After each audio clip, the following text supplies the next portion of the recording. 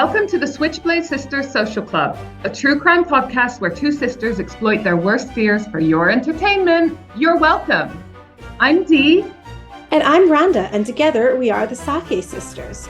For more information, check out our website at www.switchbladesistersocialclub.com or find us on Instagram and Facebook at Switchblade Sisters Social Club.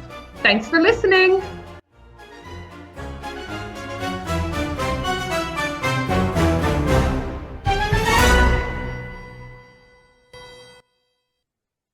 Hi, my name's Dee, and my sister is here with me, Rhonda. Hi. Hi! And we are the Switchblade Sisters Social Club, where two sisters exploit their worst fears for your entertainment. And we've got a bonus, and I'm so excited because in one of the recent episodes, we talked about Gravelines Tours, LA. And you found them, didn't you, Rhonda? And you were like, they're amazing. We've been following them on Instagram. Yeah, I found them on Instagram. Just browsing and scrolling, and I was like, oh my God, I love them. I loved the aesthetic of the account. And then I was like, oh my God, then I realized what they did. So and then I was even more interested. Tours in LA, but visiting like a lot of the sites that we talked about on this podcast, a lot of the Manson related sites and so forth. So if you're in LA and you want to do a slightly different tour, then they're the ones. But we were talking about, wouldn't it be cool to get them on the show? Well, it's happening. So, because sometimes the universe is good to us, we got in touch, and the owner, Adam, was coming to London. He had lived in London for a while, so we went out for a lovely lunch with him along the river. It always surprises me, and I don't know why, but people involved in true crime are always so freaking adorable. He is. And I need to tell our listeners a really funny story because somehow, so we were going to meet him. And I said to Dee, look, Dee, we're meeting a guy who's a stranger. Do some background checks. So Dee went online, and then somehow, I don't know how the wires got crossed, and it does call into question the legitimacy of Deanna's research, but she thought that we were meeting with Adam Levine from Maroon 5. No, I didn't. I got some wires crossed. I didn't think we were meeting him. I was just like, he's got a girlfriend and a kid. But anyways, we were like, wouldn't it be cool to get him on the show? So that's what's happening now. And now I'm going to admit him into the group. Ready? Let's go.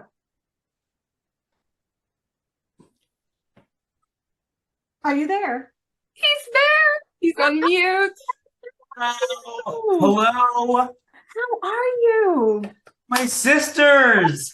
I've missed you Love. so much. I was just my God. I was just going to ask you, Adam, do you miss us? Oh. I've missed you so much. It was like, what? I just got to see them once in my whole life? That's Honestly, not Adam, right. we have so many conversations about how much we miss you. You know, I just feel like you should be in our regular lives. So happy. I feel the same way. I feel like I have to move to Chiswick, or you guys have to move to like Van Nuys, because this just isn't sustainable. No, this isn't working for us. No, it's not working for me either. It's like our union has created such just pain. But so Adam, by the way, we're already recording because we did a little intro before you joined us. So wow, good. I didn't have to hear it. I bet it was way too nice. Oh, not even nice and not, honestly, there's not enough superlatives to describe how I forgot your English. You have your accent. Oh, so for people who think we sound American, now we've got an actual American to show you that we don't sound American. You don't sound. Dee sounds slightly more American than Rhonda, but interesting. I would say that neither of you really sounds American. Well, someone asked me today why I sound Irish, so I'll take that. I like that. I actually agree with that. I'll take it. I love the Irish, Irish. I also wanted to say, because I haven't told Rhonda yet, because I wanted to save it for this, but look what Adam sent me. For the people not watching, I'm holding up Goodbye Natalie, Goodbye Splendor. It's the Marty Rooley book written with the captain of the Splendor, Dennis DeVerne. So we talked about this book in our Natalie Wood episode, but I hadn't read it yet. And I'm actually saving it for when I'm on holiday, because you know it's going to be like my proper pampery read, because it's a topic like I'm going to savor it. No, I would do the exact same, and you're not going to be able to put it down. I know. It's really torturous also. Yeah, I mean, I know it's going to be traumatic because obviously the story it's covering, but you don't get many things like this come along in a lifetime, do you? No, I mean, and that's really probably the best account of the whole thing. It's super comprehensive and it doesn't hold anything back. It's just when I don't know if I have a feeling, since you're my sister. Oh, and speaking of which, I was saving this for the podcast. I actually have a slightly different model. So, Adam, I don't know if you've heard us fangirling over Colin Sutton, the guy who caught Levi Belfield, and we actually got to interview him as well. Yeah, you were telling me about this. So we made a Colin Sutton fan club. Wow. Design, and that is amazing. And so we've got a t-shirt and a jumper as well, and then the sales from that, the profits go to victim support, which is a charity that Colin Sutton chose in this country that helps families of people that have been murdered or suffered from extreme violence. So yeah, little plug, but for charity. So yeah, no, there's no such thing as a plug when it's for charity. So do check out that merch. It's adorable. But yeah, I also have something else fun before we get stuck in. Can I just interject? I'm so distracted by, Adam, can I just say that your hair looks superb? I was just thinking that. Have you? I'm so distracted by how magnificent it looks. Yeah, you've changed the color a bit. No, you know what happened was when I met you guys, I think I wetted it because I didn't really have time. Could be wrong, but I think I wetted it. And now I have this new thing where, since I work from home most of the days, like unless I have to do some maintenance or anything, I wake up and I kind of just like, can't be bothered. You know, I'm just going to like want to comb through it and like put in a little bit of pomade and like call it my hair. So it's the first time that actually I'm just really letting it do what it's wanted to do for 40 years. And I mean, now I'm going to do it forever because Rhonda loves it. So I mean, I'm no so distracted.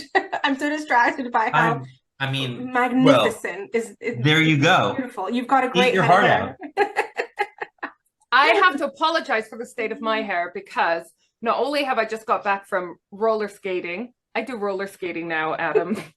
So much so that I got this tattoo. So much. This is what happens when I don't live in the same city as you. Right? But also yesterday I went for an amazing cranium massage. Oh, wow. But I came out with my hair like Robert Smith. And I think your hair looks great. I was thinking it to myself just when we started signing on. Well, he gave me volume, but like, because they put these oils in and they say don't wash your hair for 24 hours. Okay, it's been a bit longer than 24 hours, but I will wash it eventually. But yeah, so it's a bit of a state, but I'm really relaxing. It's very you. It was just a lot of head massage, but I went to this hotel spa. This is what we're doing next time you're in town, Adam. Rhonda, you might know it. The Brooklands. September. No way. Really? Yeah, way. For sure. Yay! Yeah. It's a no-brainer. This is the best news. Spotted. Oh, so wait, is this for CrimeCon? I don't know if I can do it that early because I'm timing it with a friend who is going to be in New York, actually a friend from London, and I'm combining it again. I'm basically doing the same trip that I did in March because I have a sick friend who I need to visit a lot in New York, and it's like my excuse is like, oh, gotta go to London. Halfway there. I'm halfway there. I mean, it's like, and also, who does New York for a destination? That's so depressing. So basically, I'm going to try to make it work with CrimeCon. I actually really need to think about my dates. Because can I just tell you, CrimeCon was like, honestly, one of the best weekends of our lives. Wait, but you know what? You said it's in Glasgow, right? That's the thing. I think for me, the problem is that it would be in Glasgow, and then so that would take me away from London. Yeah, this one is a one-day event in Glasgow. Glasgow's super cool. Yeah. It's one day. Glasgow with my sisters. This is so tempting. Did you say it's the 16th? I think so. And we can go for obviously a little bit longer so we can go hang out in Glasgow because it's a really fun, Glasgow. funky I know. city. I've wanted to go to Glasgow my entire life. I've never Right. been. Did Yeah. you really? Yeah, I mean, the You Black know, Dahlia, most- the Glasgow Grin. Oh yeah. I mean, I always think of Glasgow as like one of the more No, but you're thinking unglamorous. train spotting Glasgow. Yes, and I am. Glasgow's changed a lot. Like, it's Oh, so yeah. cool. It's so fun. The people are so friendly. They're fucking hilarious because, like, Scottish accents are funny, you know? Yeah. But so before we get stuck in, I wanted to show you something because something that when Rhonda says funny things, I like to make merch about it. There's a story I behind. totally condone that. There's a So, story behind this. We've got some merch coming up that, well, we've got some merch already selling that says, just tell me the fucking story. Because Rhonda gets annoyed when I chit chat too long. Is there something else? Yes, there's something else. This is a surprise for you too, Rhonda. I wanted to show my Oh, I face. know what it is. Can I guess? Oh, It's what's a quintet? No, that was something stupid I said. Well, that was West Side Story. Yeah, yeah. But her answer was hilarious. Her answer was like, it's 5. Yeah, I But, was like, you know- oh, okay. Adam, Deanna's the smart one, but it calls into question why she had to ask that question. I didn't Well- realize. Yeah, I didn't realize there was a smart one. Oh, there is. Deanna grew up reading Stephen King books. I grew up reading Sweet Valley High, and it shows. Okay, so she's totally the smart one. Yeah. There. But recently I was editing an episode where Rhonda said, wake up and smell the hummus. What was I talking about? Because I don't even remember fucking saying that. What was I talking about? Do you You know remember? what? I will have someone tell us if you come across that episode after you listen to this one. Can you just drop us a message and remind me what she was talking about? But I swear I've heard you say it before. It made me laugh. It made me think it's time we had a wake up and smell the hummus line of merch. So, For sure. How did you not but- have one? well, our designer is working on the design now, and she sent me. So she does an initial. Okay, you're paying for design. this? Oh, Christ. Yeah, initial Stop spending our design. money, Dee, please. No, but this is worth it. And then then she goes in and she does the digital stuff. But I love the original one so much already, and I wanted to show you guys how cool it's looking already. Oh my Lord. Is it a sun in hummus? I might plagiarize that. I'll send you the designs and you can use it after as well. So I also because you know, Adam, you are our cousin as well as our sister, and that you've been over to Israel, Palestine. You've seen a lot of stuff that we talk about very often on the show. So this The one's gonna hummus. have, you've seen a lot of hummus in your life. So we're gonna make like the bull colors of the Palestinian flag. So it's just gonna be a little touch to our, you know, heritage in there. But I Good just for thought you. it's looking so freaking cute. Please. Yeah, chickpeas. Sorry. All right. I'm still Chickpeas. looking. The chickpeas. She's so talented. She's really talented. If you ever need a designer, Michelle from Heartfelt Illustrations, she's amazing. But I had to laugh because I don't know if you've ever seen The Cleaner, Adam, I don't know if it's because it's on BBC. If you ever get a chance to watch it, it's got Greg Davies in it, who's this love BBC. amazing British comedian. But it's called The Cleaner, and he's a crime scene cleaner. So it's got that element of crime in it, and it's fucking hilarious. But there's one episode where an elderly lady is protesting about this new statue in their town center, and as soon as Michelle said she's going to be including drawings of chickpeas, I thought of this episode because in the episode, the statue of the chickpea, one of the reasons why they're protesting against it is because it just looks like a giant bollock. When she said, I'm going to do little chickpeas, I was like, can you please, before you do that, watch this episode of The Cleaner and make sure it doesn't turn out like a bunch of bollocks. Right. And I think she did okay. I did not think bollock when I saw that chickpea. I know. I told you that story afterwards because I wanted to see whether either of you said, I'm getting bollock from that. I at first I thought maybe it was lemons. But Well, then I that's- noticed that they have the little dimples, and so Yeah. they're not. And once it's all colored up, you know, it'll be a lot clearer, but it looks gorgeous, doesn't it? It's You are amazing. welcome to share that design. Feel You know free. what? I'm surprised we have listeners, but I'll be even more fucking surprised if anyone buys that. As much as I love the concept, I want to know who the fuck's gonna buy that. I'm buying one for all of us here. I'm buying one. Pre-sales. I'm buying one. Well, somebody needs to, because you've already paid the designer, so we need to recoup the funds and let's just at least break even on that one. If we can just break even and stop making losses, I'll be happy. Listen, we've got a lot of Palestinian friends and a lot of hummus fans, so it could be one of our better sellers, shall we say? Yeah. You know, Adam, oh yeah, sorry. You was talk. You fucking Okay. talk. just tell the fucking story. I was just saying to Adam that in the intro we were just talking about how amazing we think your tour company is, and how Rhonda came across it when she was researching obsessed. Murder houses and stuff, and a bunch of them are covered on your tours. And in this episode that actually came out a couple of weeks ago, we were actually talking, that was the first episode where we first kind of found out about you, because we record so far in advance our usual, you know, our regular episodes. And on that episode, we were talking about how we reached out to you and we're waiting for a reply, and we hope we can get you on the show. This is before I even messaged you, Adam. So here we are. Yeah, we talked about you. We talked about you before. We talked about you in the podcast before I even messaged you. And yeah, do you know what? We just loved you instantly, because like before we even met you, because I remember in one of our messages back and forth on Instagram, you said we're adorable. And me and Dee fucking love that shit. Somebody says they like us. Well, look at you. I mean, you are. Was I right or was I right? I woke up and I smelled the hummus. And so we were talking about how we want you on the show, and then we actually had just the joy of meeting you, and then here we are. And we were talking about what we should do when we have you on the show, and so we had the idea of doing like a virtual tour kind of. So sadly we're not in LA. One day soon, hopefully, fingers crossed, we'll be able to actually go on one of your tours, because do you know what? I'm really fucking obsessed with your Instagram account, which means your business. But because of the geographical issue that we have, I can only really have proximity with your Instagram account. But I stumbled across it and I was like, I fucking love this. And I loved, like, I found out about so many different cases through your Instagram account. And I love the aesthetic.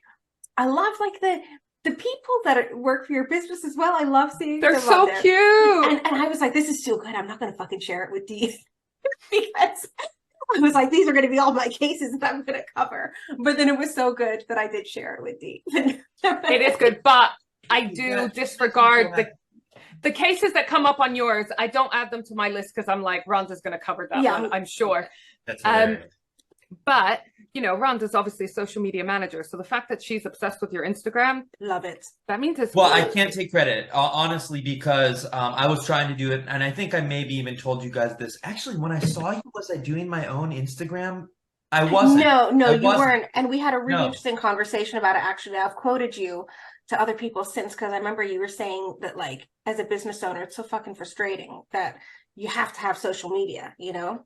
It's the worst. Yeah, it's like a full-time job that you didn't want to take on. Yeah, and you know what? That is exactly what I've quoted to other people, that like I get the frustration as much as I love social media. But you're so good at it, Rhonda. Like I love you for saying that. Thank you. I still took a lot of your suggestions that you made to me back to the social media woman that I work with.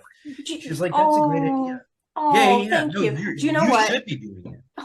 Do you know what? It's because I grew up reading Sweet Valley High. I'm a basic bitch, and it's natural that I became a social media manager who gets to play on fucking Instagram all day.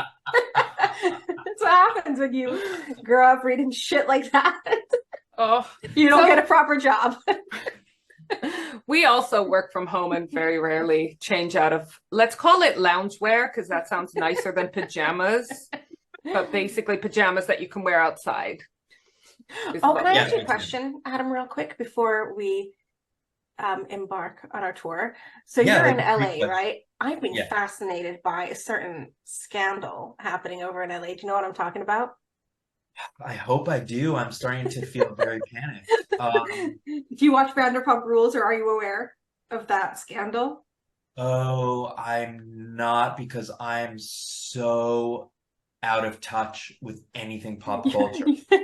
I No, know you know what- what? All I know is that she closed her restaurant. That's all I know. Who closed her restaurant? Oh, Lisa Vanderpump. Lisa Vanderpump. Yeah, But yeah, what's okay. the scandal? I feel so embarrassed. You know what? No, I don't feel embarrassed, because no, I you know don't what? watch any of the Real Housewives or any of the spin-offs, and we debated whether our podcast should be where Rhonda just tells me an episode each time, but we went to true crime instead. You know so what? what's the scandal, Yeah. Rhonda? Tell You us know, the I'm not scandal. gonna dumb No, you guys please, down by because I need to know for my job. Yeah, we can't have this Well, let me tell you. cliffhanger. Okay. So basically, there's this show called Vanderpump Rules. Mhm. I've been watching it since it started like 10 years ago. Right. Yeah. It is like the most, like all of these shows, some of the most loathsome people that you will come across, you know? Mhm. And Yeah, I I actually do. recently started rewatching it back from the start. And because it started like 10, 15, I don't know, however many years ago, things that they say there like wouldn't then are just not acceptable like now. So it's really interesting to go back and watch it. Anyway, so basically, long story short, there's been a scandal the last few months where one of the nicest people on the show, and there's not many, so one of the nicest people on the show, her boyfriend of 9 years was cheating on her with her best friend. So it's like if No. Phoebe from Friends was having an affair with Ross behind Rachel's back. Do you know what I mean? Anyway, Phoebe would never. No, she wouldn't, but Raquel did. So it just fucking broke the internet. It was on CNN. It was just, I think because Just the worst. the person it happened to was just so lovely. And because it was her boyfriend and her best friend. Anyway, so that's the story. So I don't want to fucking lower the tone of this really highbrow podcast that we've got going on here by talking about, you know, the reality TV. So let's go back. We literally mention reality TV shows in every episode. But it's like you don't want to lower the tone. You would rather talk about like murder and Yes, sex and suicide. Yes, please. Keep the tone like relatively like respectable. I understand. Yeah. Yes, please, Adam. Thank And you. more lighthearted. Yeah. Oh my God. That's totally So- reasonable. Before you take us on a tour of LA, can you tell us a bit about like how you got started with the company and what it does? Yeah, for sure. I mean, I would love to. So I am a black sheep in my life and in my family, especially in my family, actually less so in my life, because then I meet people like you that make me feel like I'm a normal sheep. And but Well, I think wait. Rhonda consistent. said maybe you're not a sheep. Maybe you're just a really cool zebra. I mean, that wasn't I would exactly your love quote, to but be a it will zebra. do. I You're I not, would love to paraphrase. be a zebra, You're- or like a zebra crossing. you're not a strange horse. You're a perfectly good zebra. Another cup, Yeah. right there. Oh my God. Make it into merch, D. Just don't pay for more designs. D hit it. I'm on it already. So basically, I was an outsider. I had a lot of self-esteem issues. I was a teenager. There was nothing unique about this, you know. And when my mom, it all started with London. Strangely enough, my mom took me on a trip when I was 13 years old to London, and I saw these pamphlets that some like busker on the street was handing out, and it said something about this guy Jack the Ripper, and I was like, that sounds cool. Like, what's he ripping? You know what I mean? So it was all downhill from there. I made my mom take me on the tour, and then that began my first true crime obsession. It's one of my deepest obsessions, even to today. I try to stay caught up. And so essentially, when around that time in LA at the time, there was a tour company, and it was called Gravelines Tours. And Gravelines Tours used to drive around Beverly Hills, West Hollywood, and Hollywood in these beautiful old Cadillac hearses. And they were actual funeral hearses that had been converted to have benches in them and air conditioner.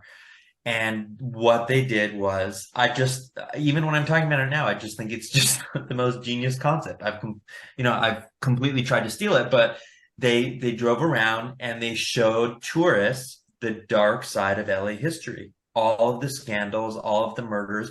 And as you know, as the world knows, so much of LA is just defined by its scandals and its murders and its crime. It just is. I think more than almost any other city, it might have to do with the geography. I think it has a lot to do with Hollywood.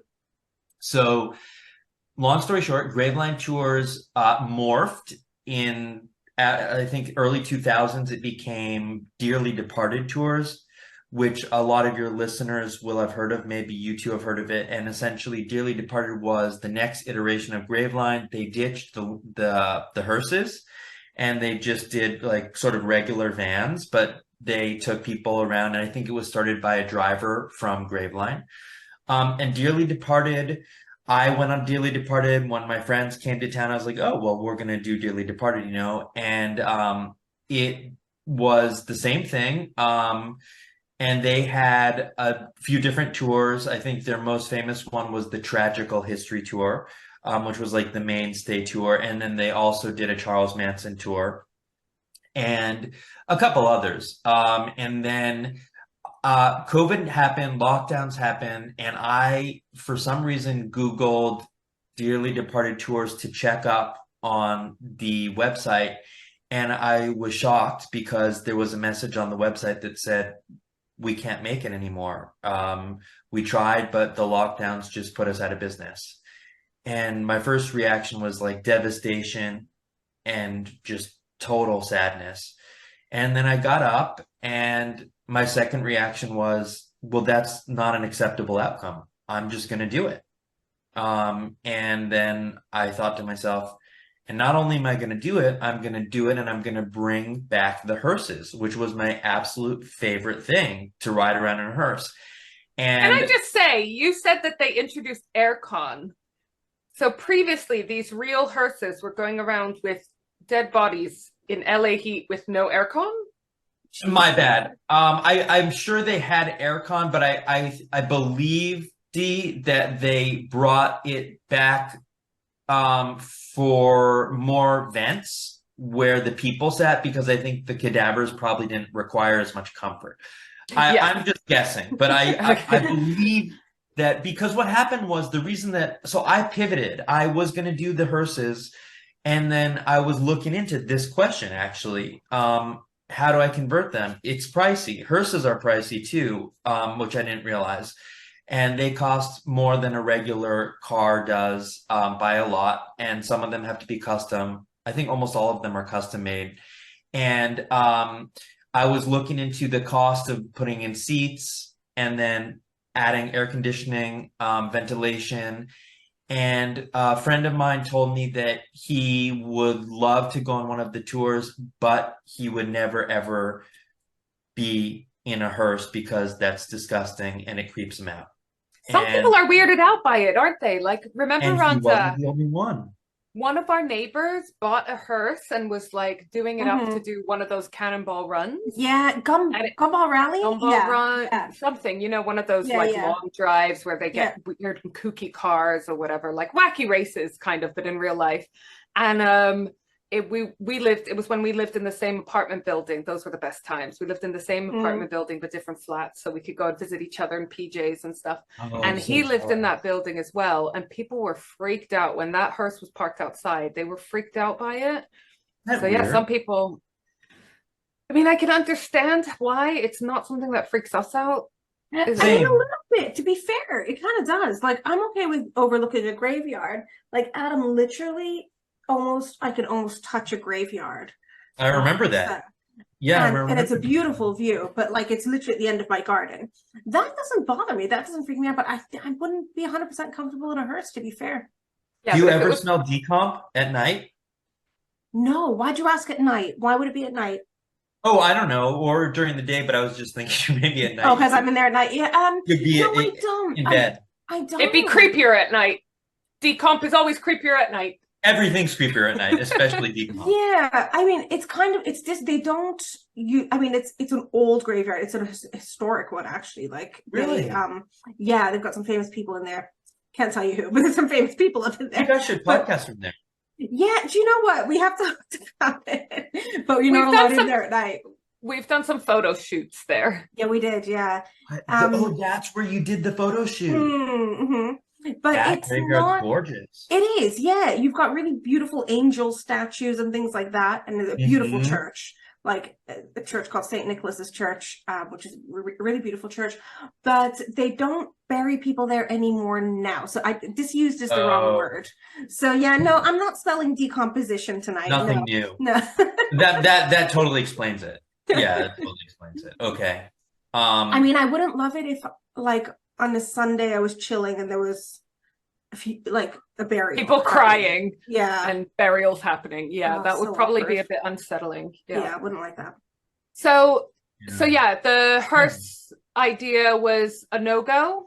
So I thought that was the biggest internal struggle that I had when I was doing the company, and I really did a lot of soul searching because it was so exciting to me, and it was also so exciting to me, like as little Adam, to go on these hearses, particularly because they were hearses. But I had to make a business decision, and somebody that was advising me, who's become a good friend and really understands funeral vehicles, he works in that field, told me, you'll be fine if you just get the same make and model, but the funeral limousine version, because it still says funeral. It really does. Because that's not the kind of limousine that can be utilized for going to the prom, because it's got a different inside arrangement of benches. And when you look at it, it definitely is like 90s. You know the Amy Winehouse music video from Back to Black? I think there's a limo. It might not be a Cadillac, but it might be a Lincoln, but there's one of those in the funeral scene. So it's still very deathy, but you're going to get a wider net. You know what I mean? And so I'm happy now. I'm happy now, but it was really hard for me to do that. But so anyway, that's how it came to be. I had another job at the time. I was doing home restoration, and I just started doing this on the side, and I just took a lot of time. I was very, very picky about what cars to buy. And so they're amazing, because you can see a lot of the cars on your Instagram. The amazing. We try. Yeah, we try. They're so cool. Do you know what? They're so cool. They're really cool. And every time that I go either drive them or visit them, it automatically puts me in a great mood. They're just like, they're such special cars. They're really before cars all started to look the same. Do you know how awesome your tours look and how much we fangirl over you? We are like literally talking about how we can go to LA just solely with the purpose of seeing you and going on your tour. I would give you like VIP tours for all of the tours, and we would do podcasts in the limousines, and I would take you to Natalie Wood's grave. We could have the best team. We are. The minute that I can get Rhonda away, you know, she's got issues with like the twins and their bedtimes and this, that, and the other issues. I'm a hostage at certain times of day. But the minute she can get away, even for a few days, the first thing we're doing is going to LA. I don't know how she even does a podcast, honestly. Like, you have two Adam, babies. oh my God, Adam. Do you know what Chase I'll tell said you after we stop recording how I get them to that on time. It's NSFW. Do you know what Che said to me the other day? He told me that he was my inspirational leader. I mean, he has the makings of a cult leader, but yeah, I have to say, whenever we podcast in the evening, oh, fucking hell, I'm stressed for hours before thinking, are they going to fucking go to sleep? Are they going to fucking go to sleep? And there's always a drama before I have to podcast it. I generally don't do it when they're in the building because they do sabotage. But, like, you have to worry about other people going to sleep. I worry about me sleeping. No, I don't know how she does it. I don't know how she does it. or anything. Badly. Actually. Badly. Next but- time you come to London, you have to meet them because they're Oh. so awesome, and they're technically your niece and nephew. Yeah, no, they are my niece and nephew. I They feel are like funny. I already know them. They are funny, Adam. Do you know what is funny, Adam? Do you know what makes me laugh? I remember you told us a story about how you met. God, is his name Robert or Richard Wagner? I should fucking know this. I told you that. I didn't meet him. I sat next to him at Mr. Chow once. Yeah, which is but a favorite restaurant. that made me laugh. Like it made us laugh so much. Oh. The thought of like a 13-year-old Adam being interrogating him, and I can imagine you just being fucking furious with him and just wanting to ask if he did Do you know it. what? It's interesting that you bring that up, Rhonda, because at that time it was before Dennis Deverne had written the book that Dee has. And there was so much question about whether he was involved. Now there's no question. Now it's just a question of keeping the narrative out of the mainstream media because he's liked and he's powerful.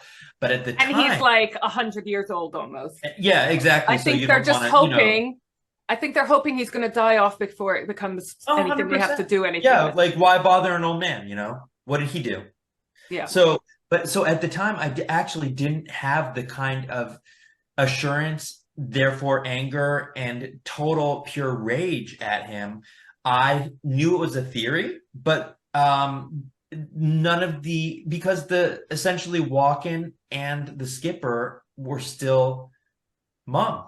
And so I didn't know. At the time, you might remember there was a real prevalent theory that maybe Walker and Wagner, Walken and Wagner were having an affair. Yeah. And then Natalie got jealous. There were all these different theories, and but it's funny because I was at that restaurant with my aunt and uncle, and I think it was someone's birthday. Maybe it was like my grandmother's birthday. And I said to them at the time, I said, "Hey," I told you this. I said, "Do you think that I could ask him if he killed his wife?"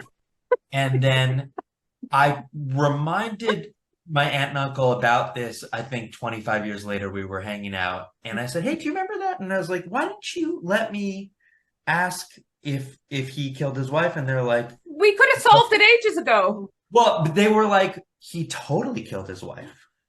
Like, you didn't need to ask." Yeah. And I was like, "Well, how come you never told me that?" And my uncle was in Hollywood, and he was an agent, and so apparently it was already an open secret. Just nobody wanted to.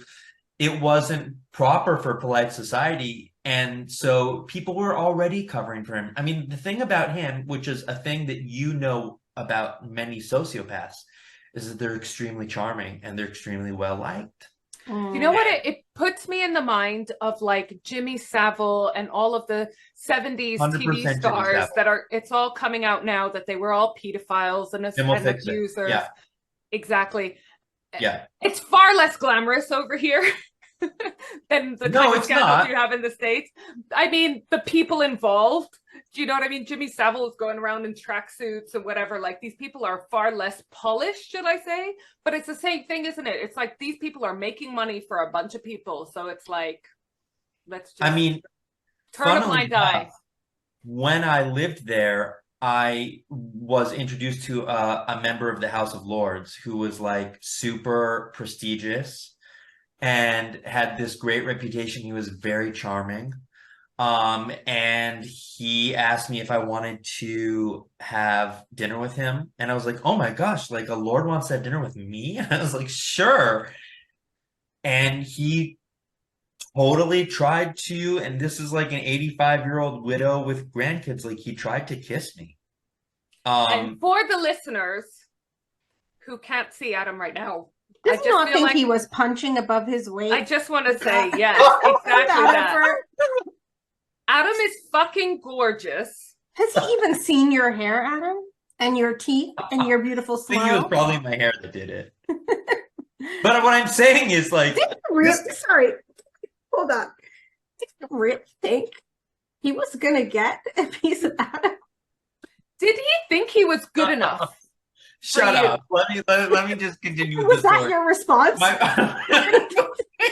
Listen. PSA to the world. It's really bad. If anyone wants to date our Adam, there is a rigorous application process and vetting process Yeah, you have to go There through my will be system. background checks. We will be Facebook stalking you, Instagram stalking you, MySpace stalking you. We need to make sure that you are up to par. That's not even possible, but because no one is as good as our Adam. Needless to say, I did not fall for him. I did not fall for him. So You you need don't to have know worry. his name. I can tell you his name because he's dead now. Oh. It was Greville Janner, but this is the funny thing. And also, Do you know him, D? Do you know him? Well, I haven't met him, but I've heard Because he of was him. the spends a very lot of pro-Israel one. That's how Yeah. I met him. He was like He spends super a all lot of about time.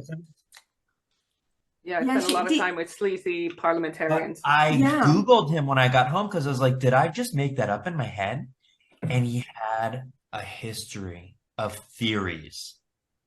But this was the same thing. It was like everybody was kissing his ass. Everybody just wanted to be around. It's just like me. It's like, I want to go have tea in the House of Commons. And so these people, when you get a little bit of power, like Robert Wagner, they just run, and some of them will just take it much farther than they should. And honestly, I think the three of us can agree that the world is now more like that than it's ever been.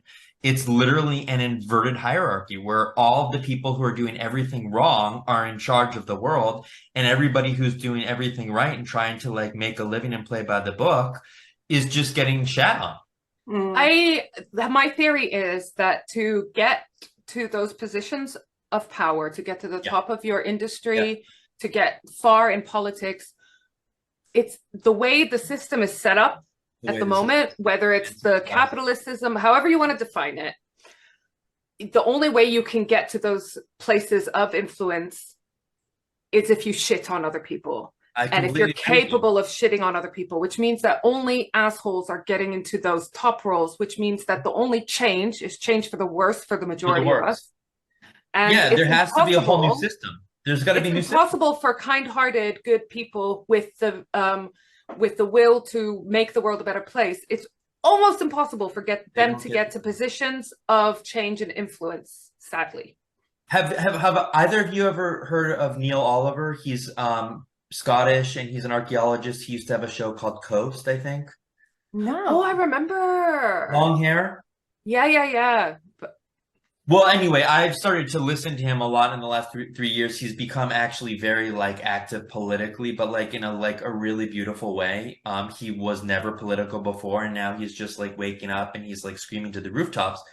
And he said that. I was listening to basically he had a Q&A, and he was like, it used to be that even though we had a lot of people like what you just described, come through the system, you used to get a few good ones. And I think he said, this isn't my opinion, but this was his. He said, like Tony Benn, we love him. Oh my God. Can I tell you a story about when Can I tell you a story about when I kind of met him?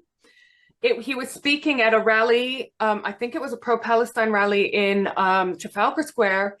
Wow. And I was helping out organizing the rally, and he came up to me. I was on the stairs, and he came up to me. He was already like 100 million years old. He lived like much longer, but he was one of those people that was young. He passed away, right? He's passed away, but he was like young, and then all of a sudden he was ancient, and then he stayed ancient for like 50 years, So he comes up to me and his hands outstretched, and I was like, oh my God, he wants to shake my hand. He wants to meet me, because I was like fangirling. Wow. But he was just reaching for my hand so I could help him up the stairs. Oh. So I was like, I'll take it. I will help him up the stairs. Maybe he wanted to shake it and he wanted your help. Did you ever think of that, Dee? Yeah, I do. I always thought you were going to marry Tony Benn. Me? Yeah. Or someone like him. Like Tony Benn, he's your kind of my kind of guy. Yeah, he's your kind of guy, yeah. But there's no Tony Benns anymore, is what Neil Oliver was saying. He's it's impossible. Everybody now, by definition, is just a bad egg. Jeremy Corbyn, that's really unfortunate. I mean, obviously, anti-Semitism is a topic that people get so emotive about. I find one element of it really quite funny is when it's used against people who are criticizing the state of Israel for their treatment of Palestinians. Because they seem to forget that Palestinians are Semites as well. Right. So it doesn't Most make people don't sense. even know the definition of Semite. No. And Right. one of the problems, I just want to use this platform to explain, one of the problems that I work with a bunch of different organizations at the moment, because we obviously think anti-Semitism is horrendous. Any kind of prejudice, racism, obviously fucking terrible. We're not Holocaust deniers. Yeah. Holocaust was one of the Right. worst It's things all that bad. happened. Terrible. But one thing I don't agree with, and that I think is a problem, is this new definition of anti-Semitism that's been adopted. It's the IHRA definition of anti-Semitism, which the Labour Party has adopted as their definition. And the reason why I don't agree with this definition is because it includes criticism of the state of Israel. Isn't that what it is? That's what the Yeah. definition is, right? Exactly. Yeah. So not only is it anti-Semitic to obviously say stuff against Jews, but if you criticize the state of Israel, you're supposedly anti-Semitic, which is No, it's like saying that ridiculous. all rectangles are squares. You know what I It's mean? like, you that's know, not the way it works. It's like saying, I don't agree with this policy of the British people, the British government. Oh, I must hate all British people. It doesn't translate. It's ridiculous. And so we're petitioning for them to adopt a different definition called the JDA definition, which basically doesn't include that clause. So you can't criticize the state of Israel without being accused of being anti-Semitic. And Which over should here, just be common sense. over here, it's it's like a career killer. You know, it's one of the easiest ways to shut someone up and ruin their career. Like with Vanessa especially- Redgrave. Do you remember we were talking about that when we saw you? And the thing is, when we Yeah, say of course. criticize the state of Israel, what we mean is call up where they are violating international law that Right, they no. themselves have signed up to. It's not just us Right. being, you know. So Well, yeah, I know what you mean. And also, you know, from knowing you and from learning about your family history, it's actually really changed my whole worldview about all of that, because it's opened my mind to experiences other than my own or than my people's that I never took into account, which are equally real and just completely awful. Well, I don't think we can take full credit for that, because you had already, before you even spoke to us, you had been over to Israel and you did something that not very many Jews do or feel confident doing because of what they hear about this. But you actually went over to the Palestinian side and hung out with Palestinians, and you weren't stabbed or murdered, because that's some of the discourse that weirdly goes around, that if you step into a Palestinian area, or you'll get we're going to suicide kill bomb. you. Yeah. Which so I'm happy to hear you survived. But honestly, that's the black sheep gene. Do you know what I mean? Like when people tell me things like that about anything, it makes me want to go. It's like, well, okay, if something has because I like coming from a background where I was always the one with being ostracized and I was always pariah. I always, therefore, my heart immediately reaches out to the underdog. Because that's it's it. just Us natural. underdogs, we need to stick together, marginalized people. And on that note, I just want to say we had an amazing interview with criminologist Brian Frederick. Hello, Brian.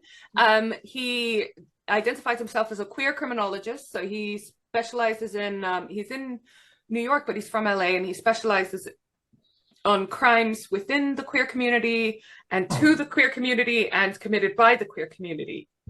And it was fascinating. It was our Pride Month special. But I just wanted to tell you about this because he's from LA and he knew about Gravelines Tours. And I just thought that was really cute. Wow, he did?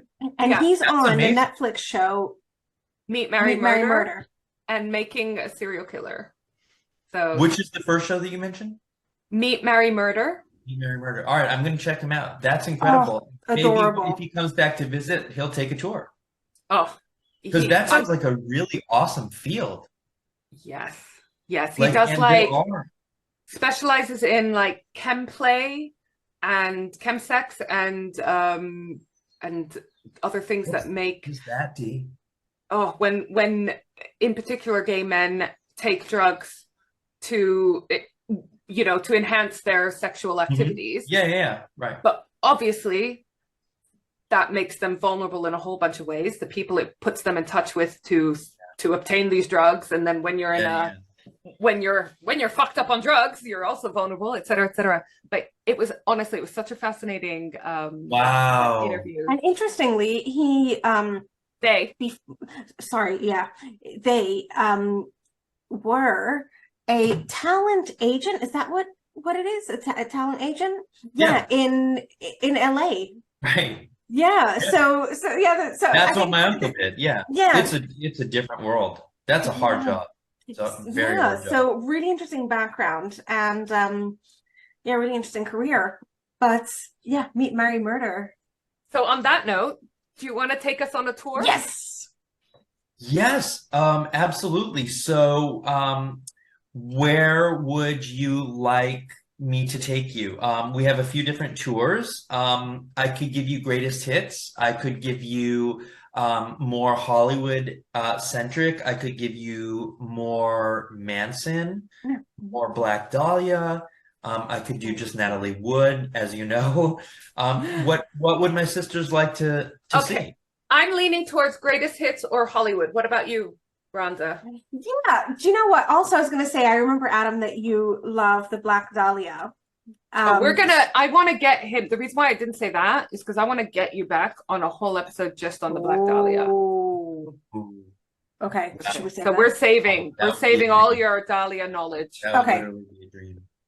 Or maybe we can record it together in Glasgow. I've got to do that. I've got to get to Glasgow to see my sisters in Crime Con. Like, how Honestly, can I not? it was so much fun. Like the people. That's gonna be like what I do today. Is like I'm gonna make that work. All right, good. Glad to hear it.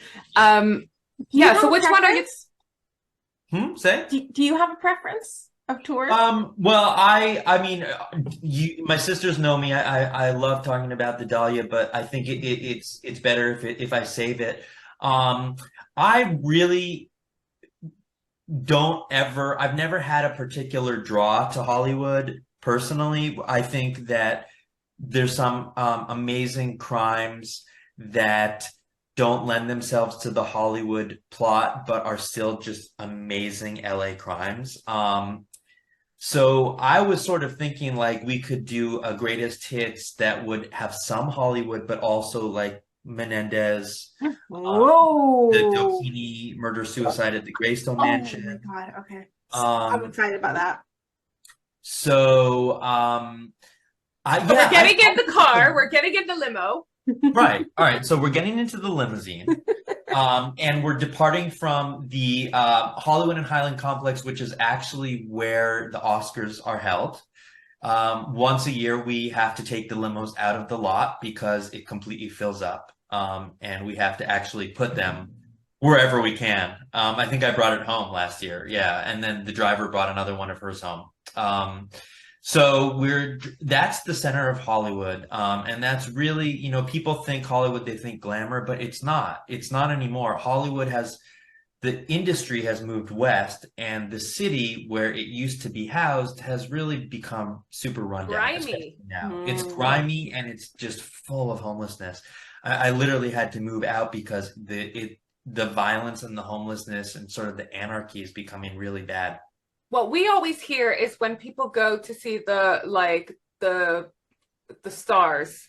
Why can't I think of the words? You know, well, there's the Walk of Fame, and then there's the Grauman's Chinese, which is on the Walk of Fame, which is where everyone did their handprints and footprints. Yeah. I always hear people come back from that and they're shocked because they think it's going to be in this like you say, glamorous area, and that area is actually like you say, really so run down. And do you know what? Also, it's so sad because Hollywood got its reputation because back then, actually, the street was beautiful. They had department stores, and that was a major like destination for locals to meet me at Hollywood and Vine. Like that was the great place to meet it. There's like a little clock like from the CBS radio that's still there. A lot of these things are still there, but they're just relics. You know what I mean? Yeah. It's haunted. And they used to, where the stars are now on the Walk of Fame, they actually used to have cable cars that ran on tracks,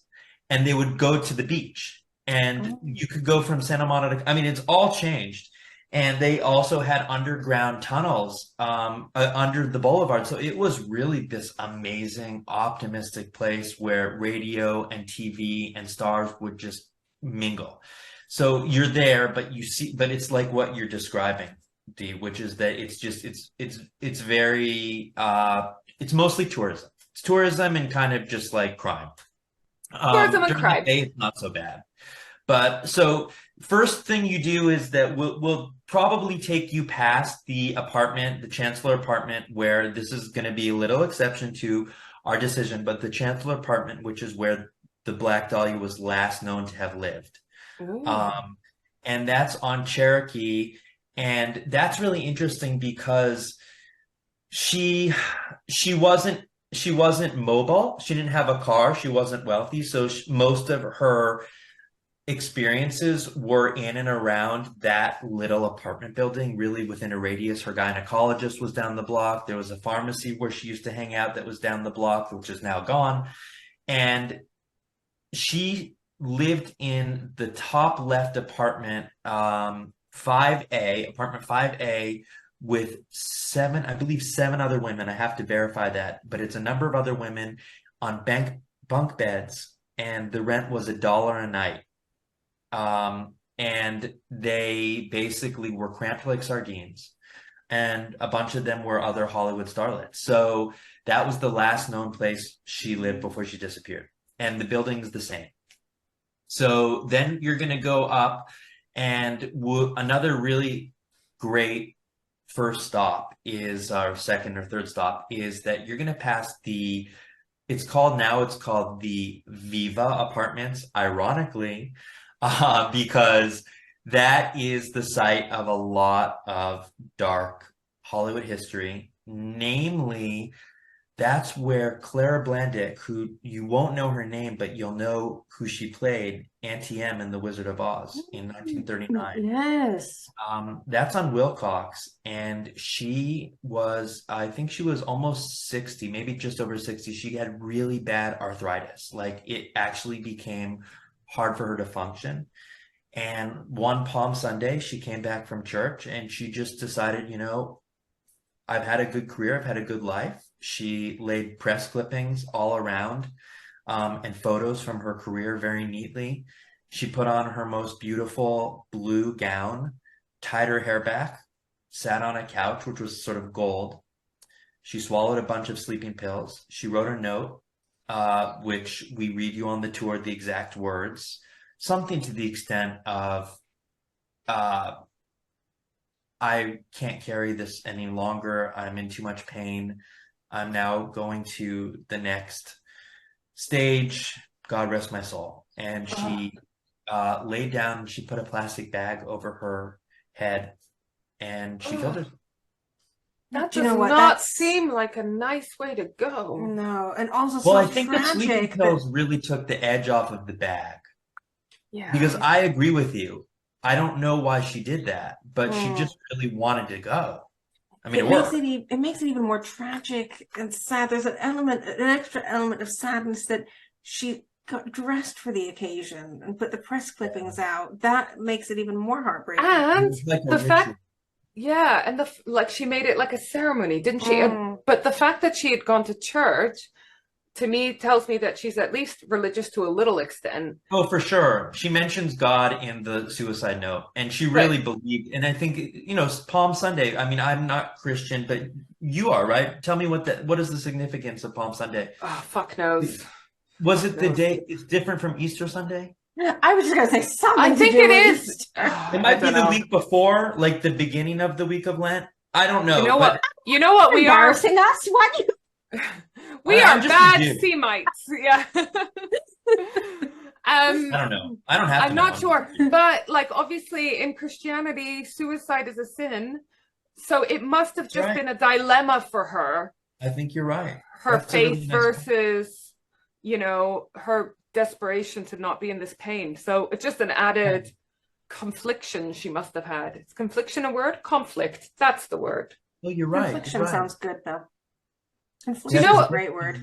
Can I just say, on another note, yesterday I forgot the word for child. I said human puppy.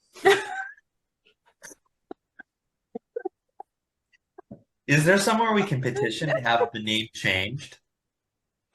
Maybe I'm not the smart one. I blame blame the heat. It's like 30 degrees here.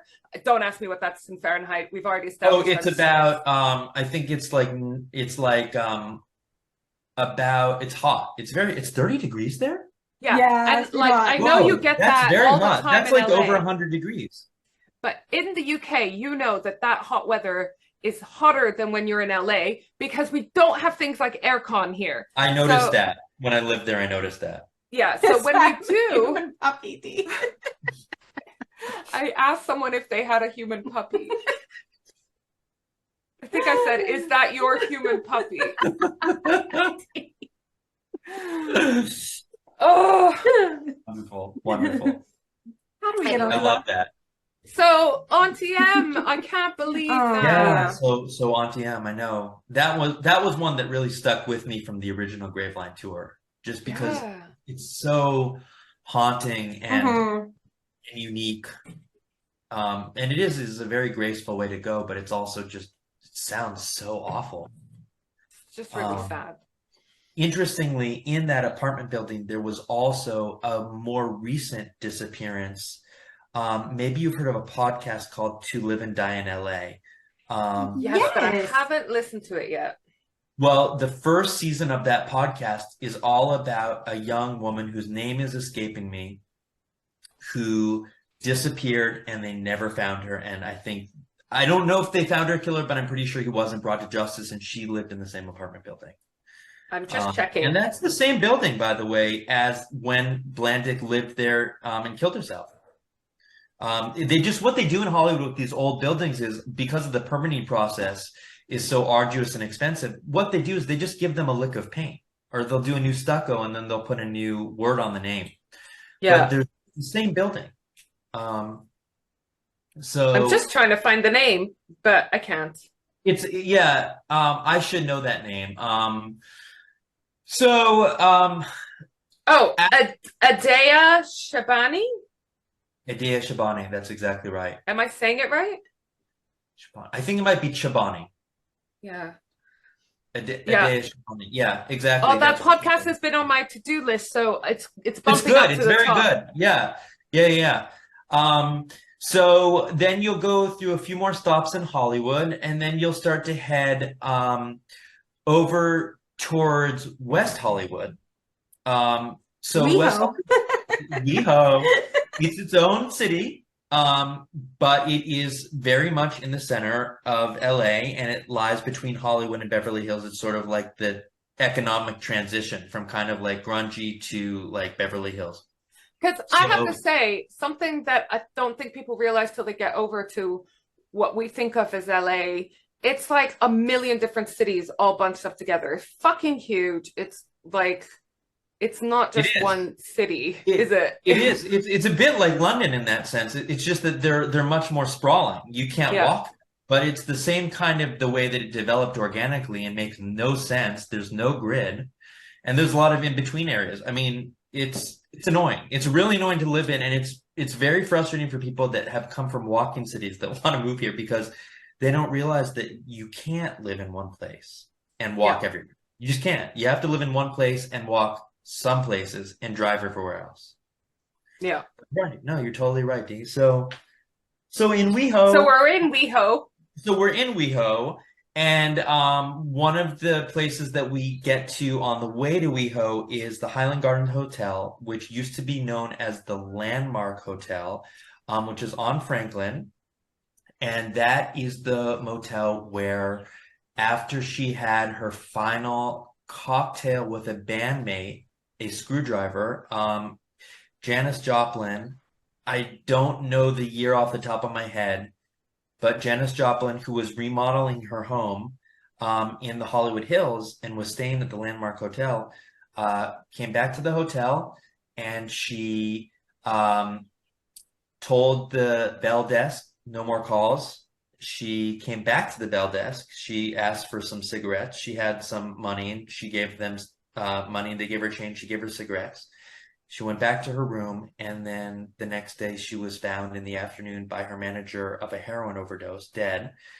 And she was in a position where she was clutching the cigarettes that she bought in one hand and I think a few dollars in the other, sort of fallen down between the bed and the wall. And that was the last night of Janis Joplin's life. And she was particularly depressed that weekend because she had planned, famously, she was a wonderful singer, sort of like between folk and rock, folk and punk transition. And she was bisexual, and she had this tentative plan to have a threesome with her fiance and her best friend. And however, on the Friday, both of them individually called her to flake. And so she was It sounds like a bad idea. It was probably worse for them to not do it because it ended her life, you know? I mean, if it was just going to be a threesome, why not? You know, a little more Janis.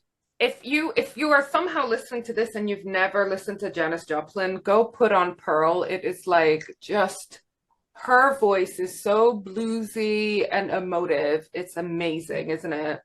So it's amazing. And that also was the night she recorded one of her famous songs. She finished Mercedes-Benz that night.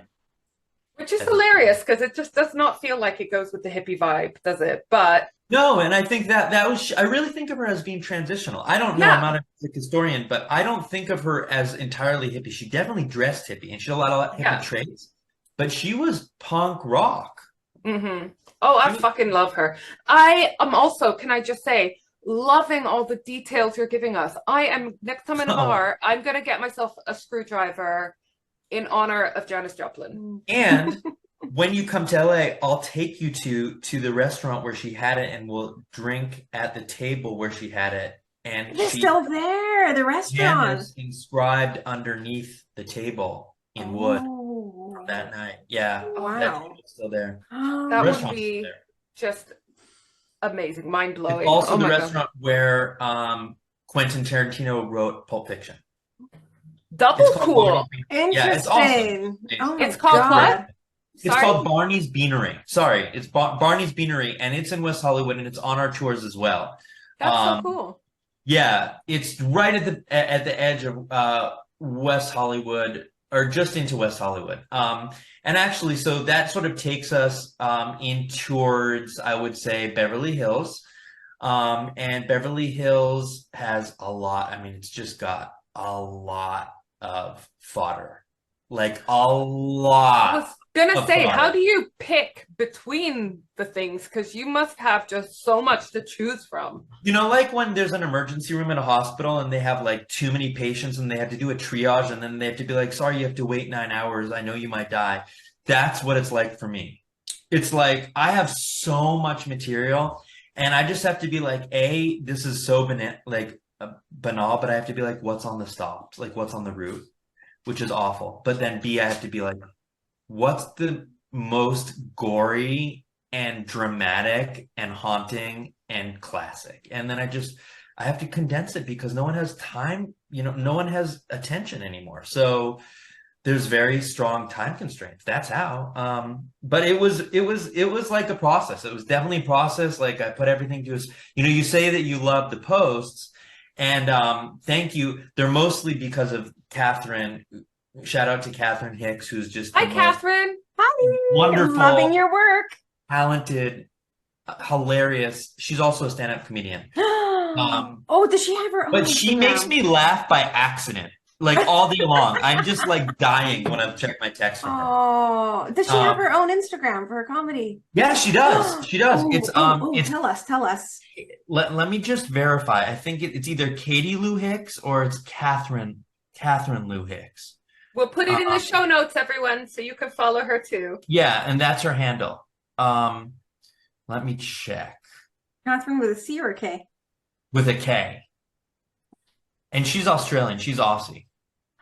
Australians are hilarious. She's so funny. I didn't know that she did it on purpose either. It's the Catherine Hicks.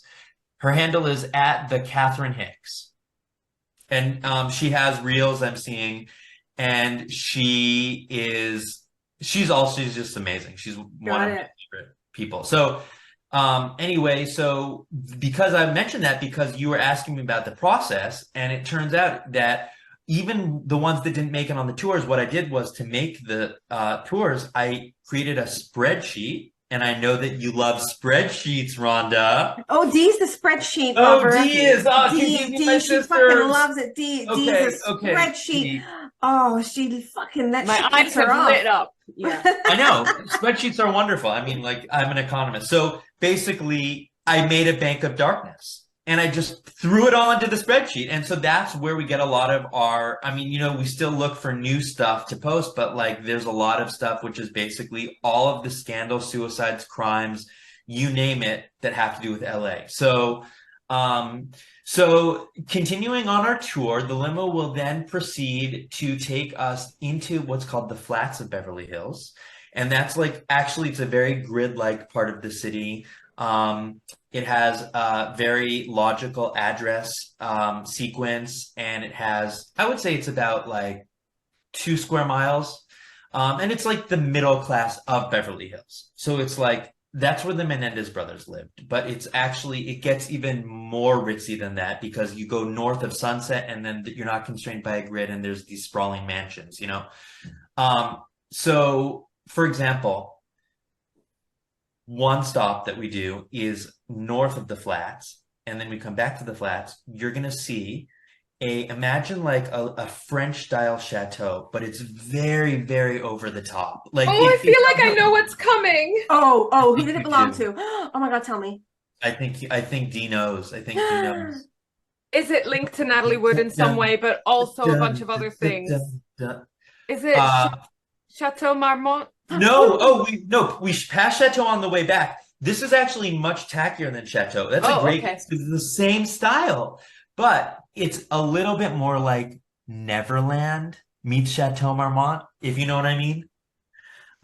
So that is where Michael Jackson passed away from propofol. And where is it? What is so it that called? is in Beverly Hills, but it's in the really most expensive part of Beverly Hills, which is when you really get north of Sunset. Beverly Hills is divided by south to north in terms of like wealth strata very, very clearly. So even within the Flats, if you live on the 500 block, you're looked down by people who live on the 700 block. And people that live on the 800 block look down on everybody else. Like the Menendez brothers lived at 722 Elm. And that was just about as north as you can get on Elm before you get to Sunset. So Jose would have been very, very happy about that. Yeah. But This is so interesting. We never would know about all these little like details. It's just weird stuff that you pick up. Like, it's because I had a boyfriend who lived in Beverly Hills, and one time he said something to me like, "Oh yeah, but they just live on the 600 block," and it's like, "That's a thing." And he's like, "Yeah, of course." So you know, you just pick this up, right? So Michael was renting a house. He was actually totally broke. He died $500 million in debt. He died $100 million in debt.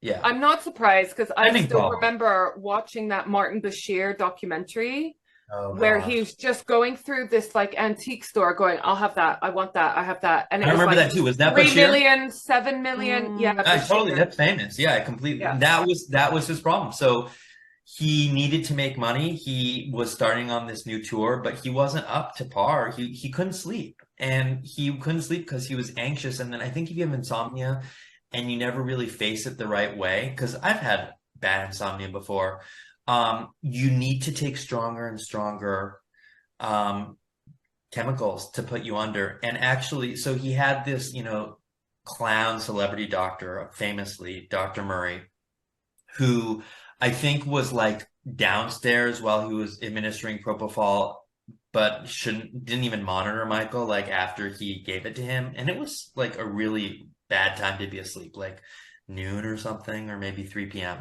And Michael's heart stopped. They called the ambulance, and actually Beverly Hills has the famously really, really super fast medics and fire department. They arrived in 2 minutes, but Michael couldn't be resuscitated. He was dead. And I think a lot of people think that he died because of an overdose of propofol, but actually what I learned, and I could be wrong about this, but what I learned was that he died from having allowed propofol to be used in conjunction with benzodiazepines. And if you use them together, basically it's lethal. It's always going to be lethal. Another thing the doctor just didn't pick up on. So you can't see the outside of the house. You just see a huge wall and you can see turrets, but it's very Michael Jackson, and it's the same. And interestingly, this is not verified, but I believe it's verifiable. I mean, it is. I just have to check, but I believe it's true. I think I remember this from the original Graveline. So I believe Elvis Presley lived behind Michael across the street, and he died at the house. The house he died at was there. Creepy.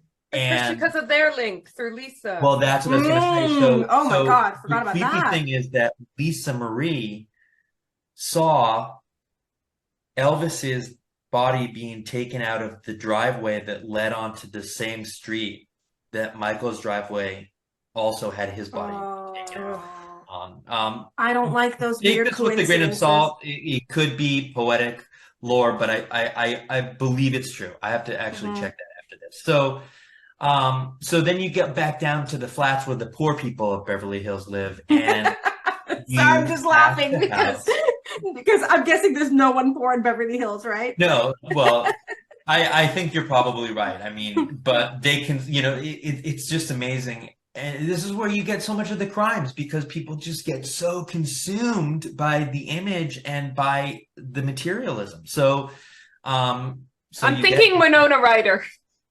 Yeah.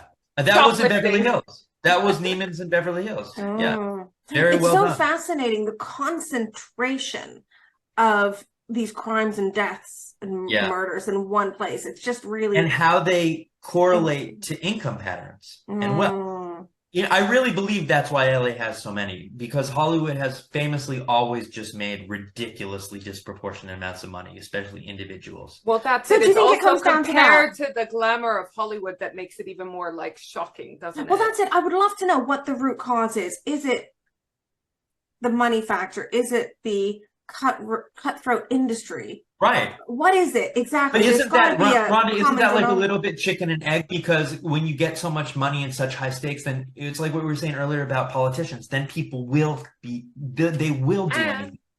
Transient populations as well. There's always a link of crime with transient populations. Look at the and Black you have Dahlia. so many people coming to LA for work opportunities, to be a star. And that unfortunately means a bunch of people who don't have very much attachment to their community and therefore might not mind committing crimes in the community. And also a bunch of people who are vulnerable because they don't have the support networks that they would back home. So I think it's probably a whole bunch of stuff, isn't it? It's so interesting, all these different factors. Like, it is a perfect shitstorm is what it is. Well, and you know what is a perfect encapsulation of that perfect shitstorm is my favorite movie in the world, and maybe you've seen it or you've probably heard of the musical, but Sunset Boulevard, 1955. And it's a good film. It's my favorite movie. I've seen it. I must have seen it 500 times. I know it by heart, but that movie, the reason I love it, it starts with a dead man. It starts with a dead man in a pool, and then it's from his perspective. And the movie literally explores this axis that we're talking about, which is death, wealth, celebrity, and neurosis. I'm going to tell you a story about this, though, that's going to make you hate me a little bit. But I went to, I think it was the last week of Sunset Boulevard in London with Glenn Close. I hate you. I hate you. With Glenn Close. I hate you. And I almost went. I almost went to see it. My ex saw that too. I'm so mad at you. I'm so jealous of you. But I know. Hold on. That said, I'm being a brat because I did see her debut the role in 1994. Okay. So and that was the first time I ever experienced anything Sunset Boulevard. And I swear to you, I was, again, 14 years old. And I made my dad, I was like, Dad, like, we have to get tickets because it's Andrew Lloyd Webber, like he did the Phantom of the Opera. And I was speechless the whole rest of the night because that's heavy material, like for a 14-year-old. And then you add gay and you have like the whole diva aspect, So it was like, that was a pivotal. And I remember Glenn Close performed that in a way that even Gloria Swanson didn't do in the movie. She brought such intensity and power to it. Oh, It's it's maybe the best performance I've ever seen her, and I've seen her in a lot of her movies, not every one, but I've seen a lot of her movies. And I don't know that I've ever seen her do such a great job. it was next level. It was just And the music. I mean, that's my favorite music. oh Yeah. we're gonna I'm put a so link. jealous of you, Dee. No, but you So just said jealous. you literally saw the same thing. Oh, Yeah, but I mean, mine was 30 years ago. That's no fair. but love a bit of Andrew Lloyd Webber. Oh, don't even get me started. Yeah. All right, so we are where are we? So we're approaching Oh, wait. 603 North Cannon, actually. We're going to the poor part of Beverly Hills, or have we? We're part of Beverly Hills, and we're also going just up the street from someone's favorite restaurant, Mr. Chow. Robert Wagner. Go north about a mile. You hit 603 North Cannon, which is the former residence of Robert Wagner and Natalie Wood, in a house that Natalie Wood purchased when she became successful as a very young actress who successfully transitioned from being a child star to adulthood in a way that almost no one's ever done. And she and Robert Wagner had been an item. They got married. They were the Brangelina. They were the it couple. Everybody thought that they had the perfect life. And they were so beautiful and they were so glamorous. And they seemed, to all intents and purposes, madly in love. And as we all know too well, from the Switchblade Sister previous episode, Natalie Wood. Thanks for the plug. They went out to Catalina Island for Thanksgiving 1981, late November, in a time that they absolutely were not supposed to be doing any sailing. And they brought Christopher Walken because Natalie and Christopher were doing a movie together. And Natalie never made it back. And the reason the house has sort of more interest now that the skipper has come out with his side of the story is because, according to Dennis Davern, and of course, no one has fact checked this. Robert Wagner put him under house arrest after the death, and basically imprisoned him in the guest house of the Cannon residence for a year. And he monitored all of his comings and goings, got him jobs, didn't permit him to see his girlfriend sometimes. Paid for his lawyer, promised him like a Hollywood career. He just made him use his lawyer. Yeah, exactly. And essentially, that was the period directly after Natalie's death for about a year. And so that's the same house where they lived. And it's a really refreshing house. It says Natalie in a lot of ways, because if you go to the flats of Beverly Hills where the poor people live, you'll see that one of the trademark aspects of it is that every single house has a different architectural style in a way you'll only see in America. It's totally American, and it's very Beverly Hills, because you have to have that kind of money to be like, I want Tudor. You know, I want Cape Cod. I want Spanish. And I have to say, if you want to see the Belgian equivalent, have a look at an Instagram account called Ugly Belgian Houses, because they do the same thing. Oh, yeah. There's no restrictions, is there? That's how they? Yeah, but it's hideous. Yeah. wow. Yeah. Wow. Yeah. Wow. But check it out, because it is interesting. It's pure comedy. Thank That you. account is pure comedy. Ugly Belgian Houses. Amazing. Amazing. We are half Belgian. We can say that. Don't add us. Oh, fair. But Natalie's house it's the same house. They've done a little bit of, I think they've expanded the guest house where Dennis was.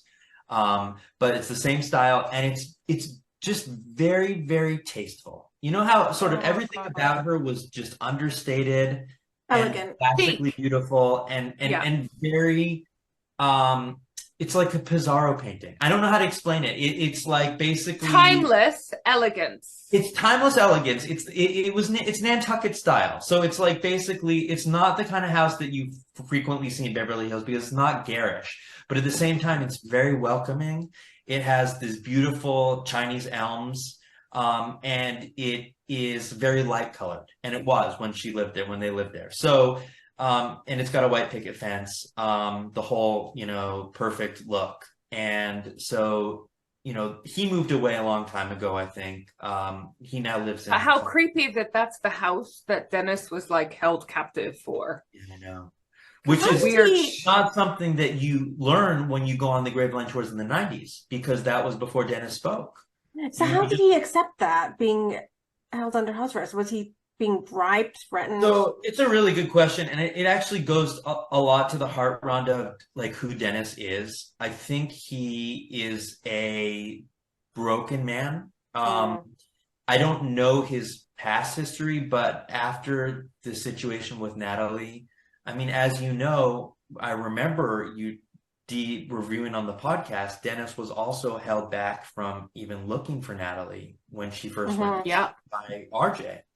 And he was told that we're not going to call the search guard, the Coast Guard, and we're not going to turn on the searchlight. Hours. Protest. So what Dennis will say in his defense is RJ's very scary. RJ has a lot of power behind him. He has a temper.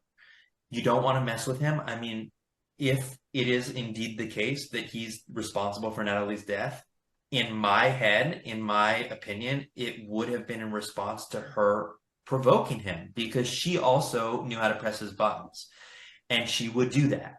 And so I believe that I'm sure that Dennis was afraid of him, but I also think that Dennis came from a different background than RJ, where Dennis is a humble man, and he came from humble origins as far as I know, and he was a hired, basically like a hired hand. And his job was to serve these people and to not ask questions. And he was very loyal, and he was very faithful. He actually was very loyal and faithful to Natalie.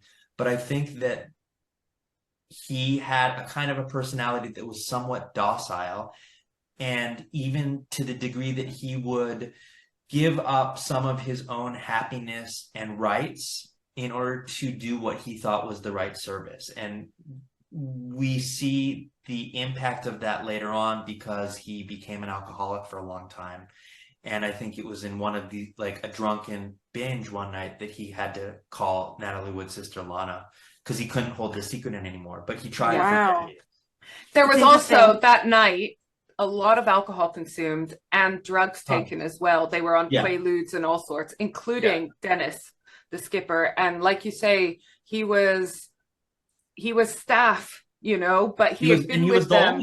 Yeah. He'd been with them a long time as well, like almost 10 years, I think, before the incident happened. Well, so that's right. He probably felt like he owed them. That he had a personality that served personalities like RJ's. RJ was the dominant personality, and Dennis was the passive one. Natalie was sort of in between. Natalie could be both. But I think that Dennis he was the kind of guy to not want to make trouble. I really do. And I think he just basically, what happened was that he couldn't live with himself. I mean, that's what's interesting. Like the moment that, what was it? What events led him to the moment where he decided he had to confess, From what I understood, it was because he met this journalist, Marty Rulli, and I couldn't understand from my research, I don't know if it'll say in this book whether they were romantically involved or not, but he'd met this journalist, and I think he'd confessed to her that he knew more about that night than what he originally said. And she encouraged him to come forth to talk to Lana, to eventually make this book. So she could write. And he couldn't really write, but you'll read that book is very, very lyrical and prosaic. It reads so nicely. It's hard, but it reads really well. Marty's a great writer, and she's also a very compassionate person, because I've seen her on interviews, and that's exactly what happened. Was she just said, Dennis, we have to write this down. They've been good friends. And I think also it was a very abusive relationship, allegedly, between Dennis and Robert, RJ. Oh. Because he'd been with them for 10 years. I don't mean physically, but it wouldn't have been, in my view, the first time that Dennis felt obliged to turn a blind eye to something he wasn't comfortable with. We know there's cases of a lot of abuse and violence happening between Natalie and Robert Wagner.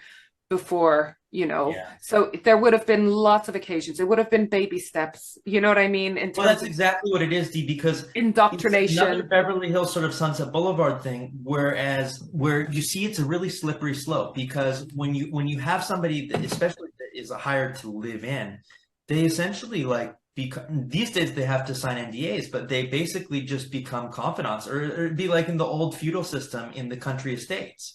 Where the things that they would see in Downton Abbey, you just don't talk about it. It's etiquette. So I think that for someone like RJ, who definitely had like a flaw, I mean, you know, the rumors are that he was gay and he was having an affair. And I mean, the help would have been privy to most of this stuff, but you're just ingrained not to talk because you're the help and you're quiet. And so it is a slippery slope because okay, so I turn a blind eye on the fact that he's cheating on his wife. I turn a blind eye on the fact that he's cheating on his wife with a guy. I turn a blind eye on the fact that he's done this to somebody else. But then he killed his wife. Like, when does it stop? Do you see what I'm saying? And I think the same applies to Chris Walken, which is you have to pay, as we've discussed now 3 times, a very high price to have celebrity that lasts in Hollywood. Chris Walken was just getting started. He had just come off of Deer Hunter, for which he won an Oscar. He's phenomenal in that. And he didn't want to ruin his chances. RJ had a lot more power and clout at the time because he was doing that show Heart to Heart. And it was really, really well received. And he knew not to screw up his relationship with RJ. He knew, I mean, of course he knows what happened. Of course Chris Walken knows what happened. You can just Google, look at a YouTube clip, and he's got guilt all over him. But if you see the boat, it's a nice boat. It's not that big that you would miss someone having blazing rows. And no, you don't just go to sleep in your stateroom. I mean, you can. It's like 35 feet. I mean, it's a really, really intimate yacht. Yeah. And that's also why they dismissed the idea of the theory that Christopher Walken and Robert Wagner were having an affair that weekend.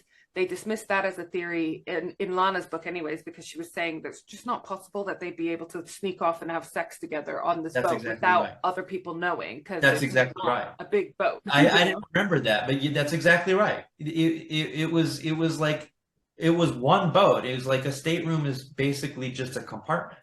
Yeah. Theirs was sort of bigger because it was the master, but it was the rest of them were just like little bins, cubbies, you know? Yeah.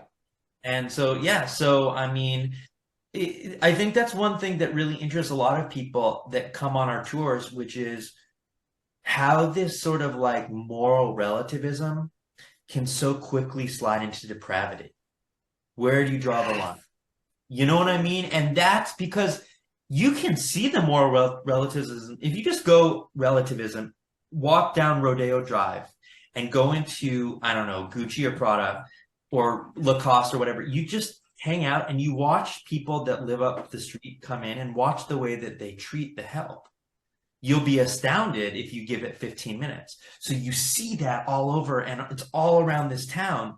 But it's so crazy because it's those kinds of morals that then very quickly degenerate, and people are doing just these awful things, killing their parents. You know what I mean?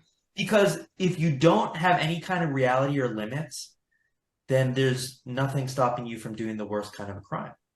No wonder he likes us. All the people in LA sound scary. Yeah, I'm telling you, this is like not a city with good people. It's really hard to find. Like, they exist, but it's really hard to find. All right, so where next on our tour? So okay, well, I don't know how we're doing for Switchblade Sister time. I have 2 more stops. Go for it. Okay, amazing, great. All right, so these are kind of like 2 of the best ones. Oh. One of them, you and your listeners will be very familiar with, the Menendez murders. We haven't covered it, but we might do. I'm presuming my sister's got it on her list. A lot of it is just known, you know what I mean? Because documentaries and TikTok. But what I will say is that the reason this stop in particular is such a hit on Graveline is because you get a very rare confluence of a few different factors. The house is almost identical to the way that it was in 1989. which is kind of rare for something that is as sort of sensational. The other thing is that the room in which Kitty and Jose were assassinated is visible from the street. We know what room it was. It has glass windows. And then the third thing is that we play, as we drive up in the limo, we play the 911 call. So you hear that's creepy. Lyle, I think it was Lyle, crying, and he's faking it, but there's also just like this real horror in him that he killed his parents. So he's crying. He's like, he's like, my parents, someone killed my parents. So basically, we see that house, and it's kind of a sensory overwhelm. And one thing that I really tried with the tours was to make it as much of an immersive experience as possible. I don't think I mentioned this, but at the beginning of all of the tours, you get a QR code, you scan the QR code, and then you can pull up pictures that follow along with each stop. Oh, that's so cool. Because who's going to know what Janis Joplin looked like for sure? You know, I mean, who's going to know? And then there's a lot of photos people just need to refresh. Like what? I love it because I love a visual. Yeah.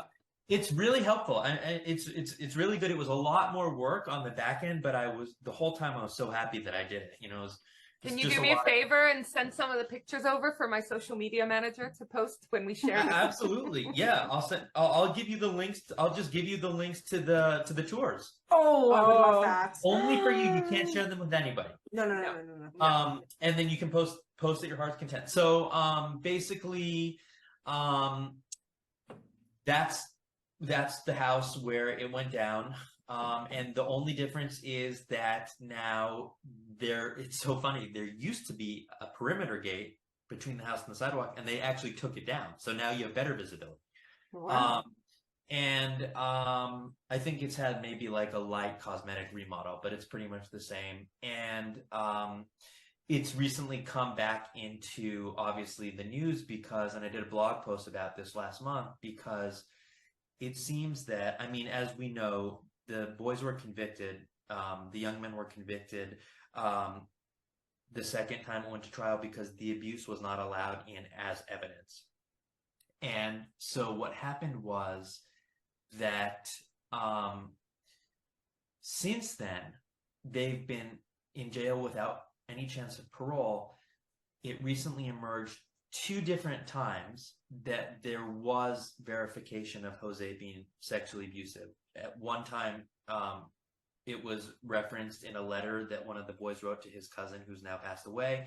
And then the other time, more recently, a member of, I think it was like Ricky Martin's boy band. Yes, I remember reading. Said that Jose actually drugged and raped him. And his story sounds kind of verifiable. So it's questionable whether that's going to lead to a new trial. We don't know. It would be a very heavy legal weight to lift, and I think the best chance would be if there was, just because of the appeals laws and the California legal system, but I think that the best chance would be if there was a lot of public support, sort of the way that Natalie Wood's case was petitioned to be reopened. Yeah.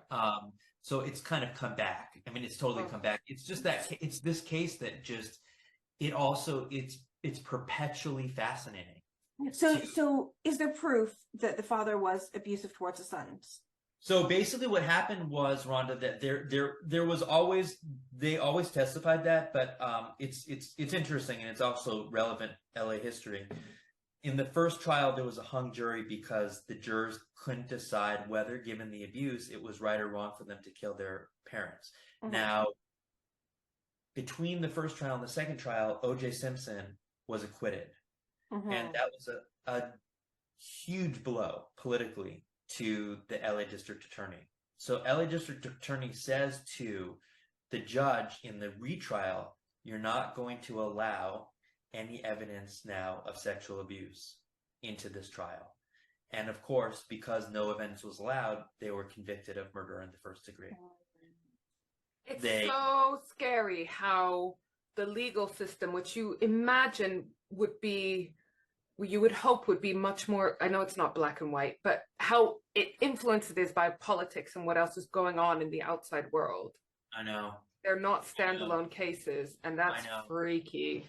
It's really scary. It's really scary, and I feel like it's always been that way. Especially because, and I don't understand it very well, but you've got positions in the States that are elected and therefore you need to sort of campaign for them and get donors. Like everything is political and financial. Yeah. In a way that it shouldn't be. It should be objective, if not black and white. It should be objective. And it creeps us the fuck out. I know. Because I know it's bad here, but I just feel like it's probably worse there. I don't know. I think it's bad everywhere. It's terrible here. I mean, and, you know, like the guy who did it, like the sleazy district attorney was the father of our last mayor, Gil Garcetti, Eric's father. And so it's like a political dynasty, and you know, he didn't want to take two loses, and I know him. He has a humongous ego, like he's a huge narcissist. But these two boys now are paying men. They've paid their whole lives. They've repented. They've found God. They've been upstanding members of their prison communities.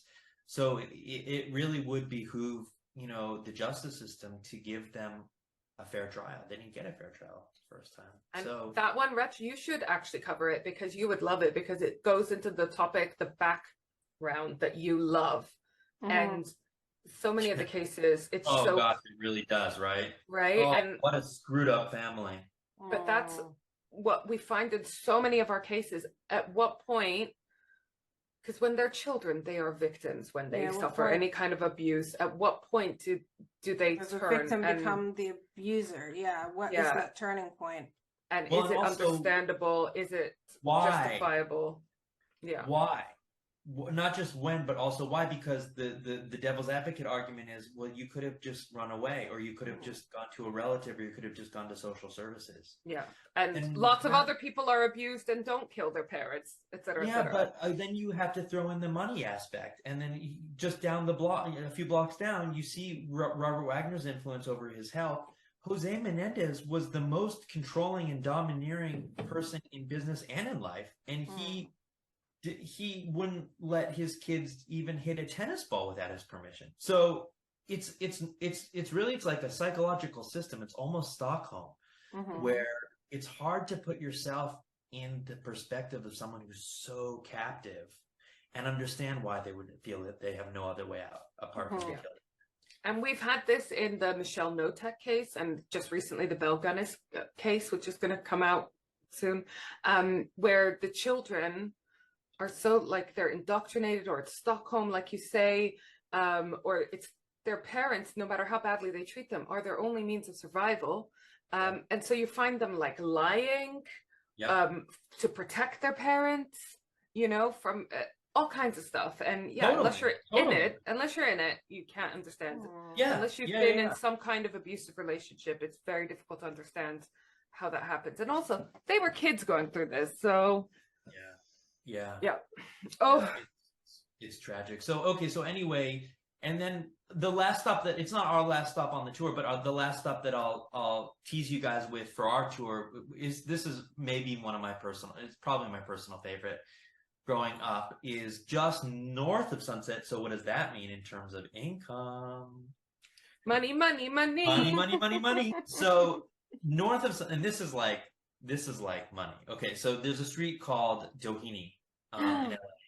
I think I know what's coming, and I'm so excited. Oh, you know, huh? I've looked into this one because of this is the great, like, this is in my heart. So, so Ned Doheny was the son of Edward Doheny, the oil tycoon, who basically was one of the richest men in the world and in America.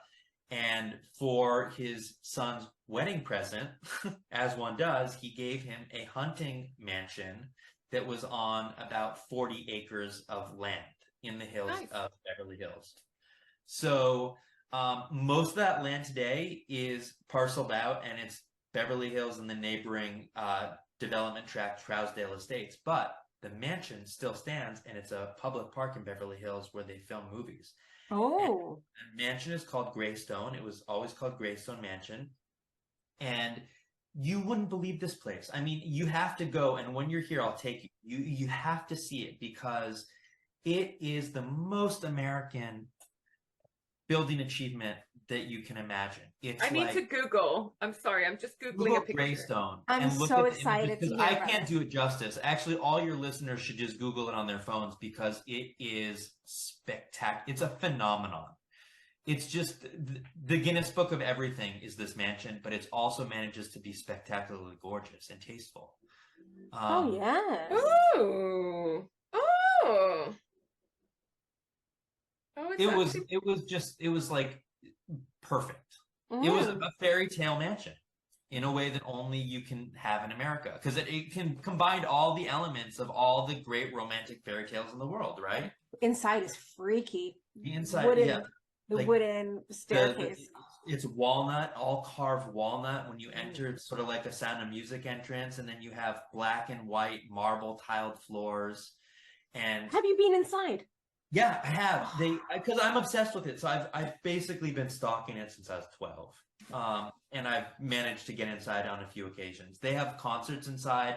And also when I was in college, I did my senior painting exhibition about the mansion, and I charmed one of the guards into letting me go inside. And they also showed me the murder photo because not only was it amazing, but about less than a year, I think 9 months into the young man and his wife moving into the mansion, Ned and Lucy, there was a mysterious murder-suicide.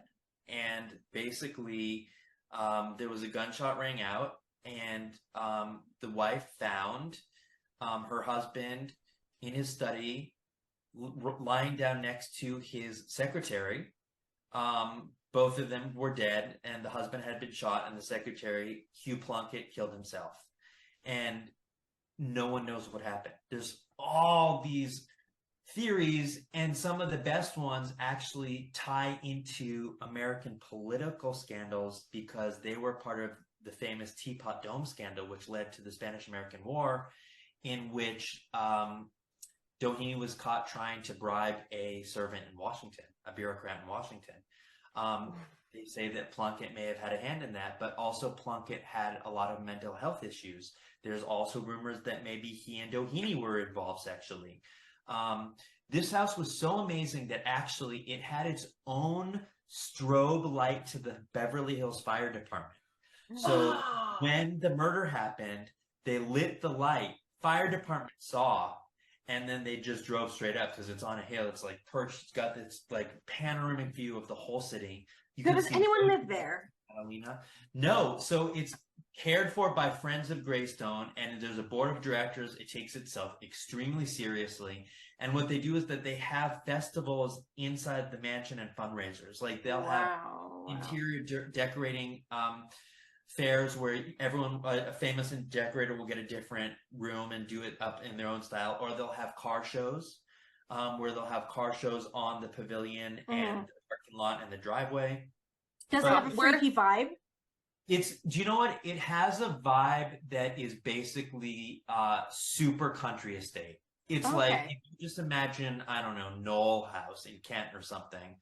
It's like that, but a lot of the country estates in the UK are run down because the upkeep was so expensive, whereas Greystone has always been well kept, just by chance, because after the murders, it was actually owned privately by a few people. The country singer, the really famous country singer, Kenny Loggins, lived in Greystone for a little while. Wait, Kenny Loggins? Top Gun? Okay, wait. Top Gun Kenny Loggins. Who sings Coward of the County? I'm not gonna go to no country. I'm only gonna know Top Gun. It's Kenny someone, and it's the Kenny Rogers? Is that a country guy? I can't figure out if it's Rogers or Loggins. Are you thinking of Kenny G? Okay, so for sure it's not going to be Kenny G that lived in Greystone. Kenny, because Kenny Loggins sang "Highway to the Danger Zone." It's Kenny Rogers. Thank you for asking, because I almost made a big mistake. I was like, did he make that much money off that one hit? Because I can't think of another song. It was not Kenny Loggins. My bad. Kenny Rogers lived in Greystone. And then after it changed hands a few times, the city of Beverly Hills bought it. They bought it off of the most recent owner for, like, I don't know, like a good sum of money. and they turned it into a park, and now it's a cash cow for films. Like almost every movie that has been filmed there, you've seen. Yeah. I mean, from Sabrina, the original Sabrina, to The Witches of Eastwick. Oh wow. I mean, because it's such a unique place, and because it's isolated and you can get it in all of like it's empty for film shoots. It's very convenient, and because it's local, so it's a great place for film shoots. Also, they have weddings there. I'd like to get married there. But basically, no one knows what happened, and it's never been solved. I mean, there's theories, but it's one of these things where actually it may have been solved at some point and covered up, which is sort of what I think happened with the Black Dahlia, because there was just such powerful interest involved. But it's become such an infamous murder that actually it became a classic LA Raymond Chandler novel. Who Raymond Chandler was like the kind of archetypal LA mystery writer, and he's written The Big Sleep and The Maltese Falcon and all these movies that were turned into classic film noirs. And he actually wrote a book about, very loosely based on what happened in Greystone, and by the way, more recently, There Will Be Blood, based on Edward Doheny, the dad. But they filmed the last scene of There Will Be Blood in the bowling alley at Greystone. And Greystone has a bowling alley with a speakeasy bar. I mean, it has everything. Oh wow. It is the It most. just gets better. Yeah. We're I gonna can't have wait. to, when we go to LA, we're gonna have to time it when they have some kind of event there, like interior design fair or whatever, that we can go to. Even if we don't get inside, you can experience so much of it from the outside. Yeah, Like, but also we want to still go inside, don't we? I know. I can't wait to watch films where that it's in. Yeah. Just Google it, because I guarantee you, Rhonda, you've seen so many already. Yeah. I think they filmed a scene of Heart to Heart, at least one episode. Oh really? Of We used to actually watch that, which I'm ashamed to say. I'm ashamed to say that, man. Yeah, they filmed at least one episode there. Do you know what? I'm so glad that you covered Greystone Mansion, because I've been that was I think that was the first thing I saw in your account. Oh, probably because even before I started working with Catherine and I was doing my own ghetto posts, like I was really posting a lot about Greystone. Yeah, I think that was the first thing I saw on your account, and I was like, what the fuck is this? This is cool.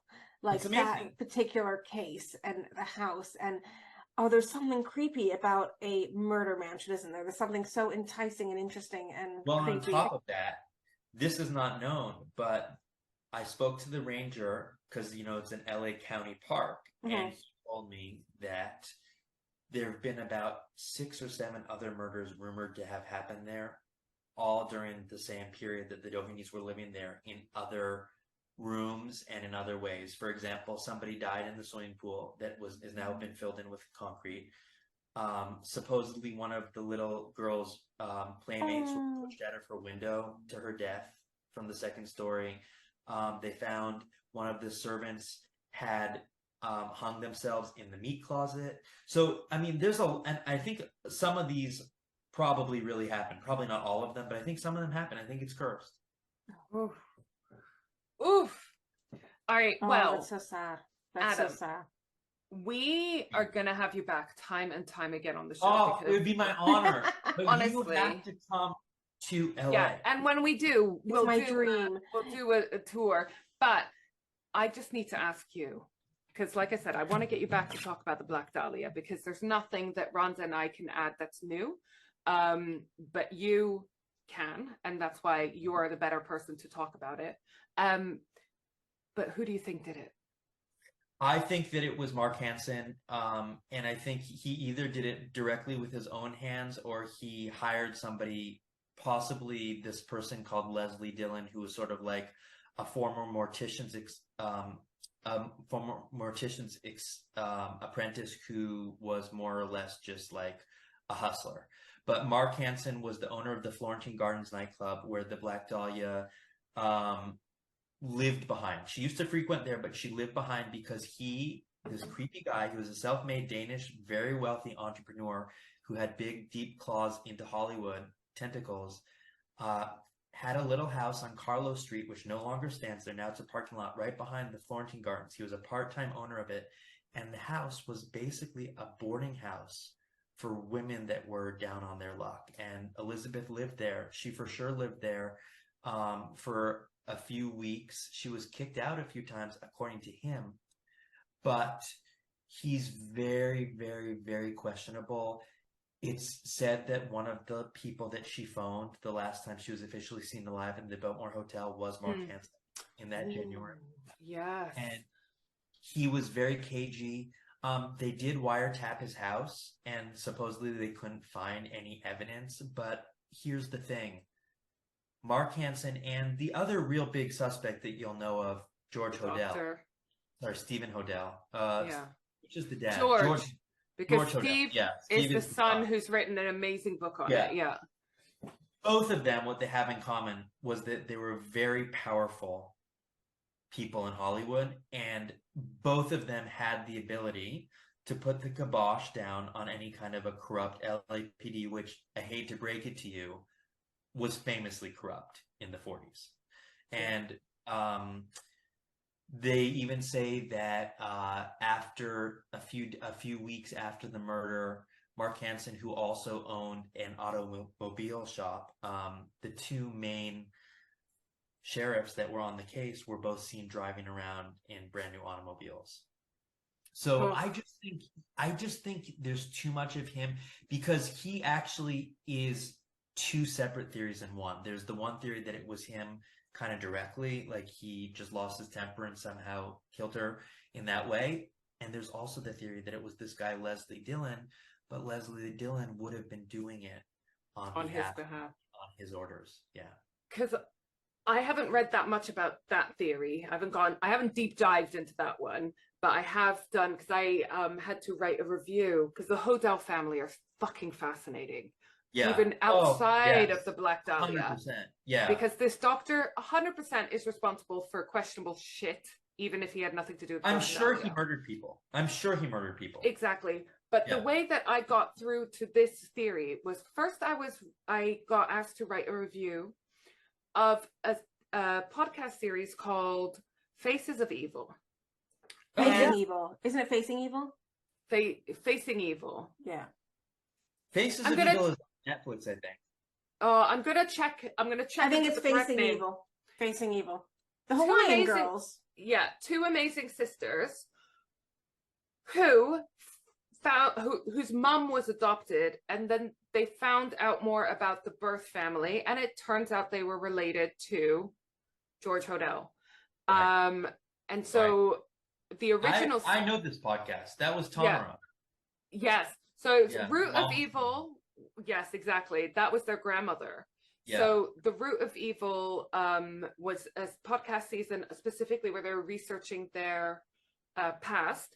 And then they made a new season, a new series called Faces of Evil, possibly, where they talk about different true crime and stuff. But I've listened to that. But the son, George Hodel, Steve.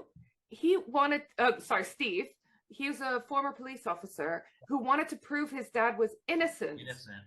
And in trying to research him, was like, actually, he's a rapist, a pedophile. He sexually abused his daughter, at least, and possibly, I think Steve said he was sexually abused as well. So definitely responsible for a whole fucking bunch of shit that he should have been put away from. He was so powerful. He had his way with everything because he was above the law. Yeah. I mean, he was probably giving abortions that were illegal at the time to a bunch of celebrities. Yeah. And everybody and politicians and all of them. Yeah. Oh, so gross. I mean, and I think that's one of the things that makes the Black Dahlia case so fascinating. A, because it's unsolved, but B, because the amount of dirt that it's dragged up just from trying to research all these different theories, it just is like the epitome of that kind of sleazy Hollywood scandal, isn't it? It really is. It's the Hollywood underbelly encapsulated. Yeah. It's all there. It's all in the Black Dahlia, because you have the cops, you have the Biltmore Hotel, you have like the doctor. You have his weird relationships with like Man Ray and John Huston, who are the Man Ray stuff. And I'm sad because I used to like Man Ray as an artist. Not anymore. You still could. I mean, if you don't buy the theory. Well, it's not even whether I buy the theory or not. I now can't look at anything without thinking of. Yeah, fair. Do you know what I mean? Yeah. So sorry, Man Ray, if you're completely innocent. I think you're dead anyways. But we'll save it. We'll save it. If you have no idea what we're talking about. Because we have so much. I know it's my favorite. It's my favorite case. What I find so fascinating about Hollywood is like the contrast between the glamour and the celebrity versus the absolute depravity, like just some of the most horrendous things. And the stories of people going there with like their hopes and dreams of becoming models and actresses and this, that, and the other, and it's like poetic something tragedy. Very different, right? Yeah. But you see, what you've just said in the last 2 minutes is exactly why the Black Dahlia will never ever stop being such an obsession, because it has everything, and it shows that better than anything. It shows exactly what you just said, Rhonda, and exactly what you just said, Dee, of an every girl who no one really knows who she was, coming to make it big and glamorous, and then instead she got this, and then it will never be solved. And on top of that, the biggest irony, which is what I think Rhonda just said, is that she did find fame in the worst possible way. She found infamy. Yeah. Do you know, it's so funny because it's not funny, it's horrible, but you were talking about how Jack the Ripper is another one of your obsessions. We're actually we have interviewing someone on Friday, a guy called Steve Keogh. Yes, he's releasing a book on, so he wrote an amazing book that I've got here actually. Little pre-plug, Murder and Investigation Team. I'll send you this book. It's really interesting because it tells you exactly step by step how an investigation happens, which is interesting because I've not read so much about that element of it. But then, from Scotland Yard. Yes, exactly. And then he's then written a sequel, I'll call it, where he applies all of these modern techniques on how an investigation, interrogations, trials, etc., how they're formally conducted and how the procedure to the Jack the Ripper case in his new book. Yes. So we're interviewing him on Friday. I don't know when we're going to time it so that that episode comes out around about his book launch. But yeah. Wow. Oh, I'm so envious. Yeah, so we're really excited about that because Jack the Ripper is another one I was talking that I'm also obsessed about, and I think the similarity with the Dahlia case, because I was talking to another friend, Steve Gaskin, who's also planning to do some Ripper related events. I asked him, can you imagine a scenario where it's solved? Like, what would have to happen? You know, because the Ripper case was obviously even older than the Dahlia case. What would have to happen to solve it? Or at least, I know no one's going to go to trial because everyone related is dead. And he was like, I guess a diary, a credible diary. Not enough. No, not enough. You have to have DNA. Well, exactly. Because there's diaries that have been debunked. Like, I have one here. I was obsessed with this. Whose diary is that? Because I remember there was James a guy. Maybrick. Yes. The one whose wife was poisoning him with arsenic. And it was actually very believable to at least to like a 14-year-old. Yeah. No, it's and I always thought it was the artist for ages. I was convinced it was the sticker. But yeah, it's I think it has to be proven with DNA, but the hard part is that it's very hard to get. Have they got DNA? Hard to get a good enough sample. Well, they have DNA. There was a recent theory. Let me see, where do I have it? Yeah, right here. There was a recent theory of this guy whose father or grandfather got a hold of what is allegedly Catherine Eddowes' shawl. And it didn't have blood on it, but it had semen. And they were able to use DNA. The problem with this one was that the DNA that they had from the sample and when they then tried to match to somebody, it didn't narrow it down enough statistically. Yeah, I think it was like Also- mitochondrial DNA. Also, I mean, and I say this with no judgment, but wasn't she a sex worker?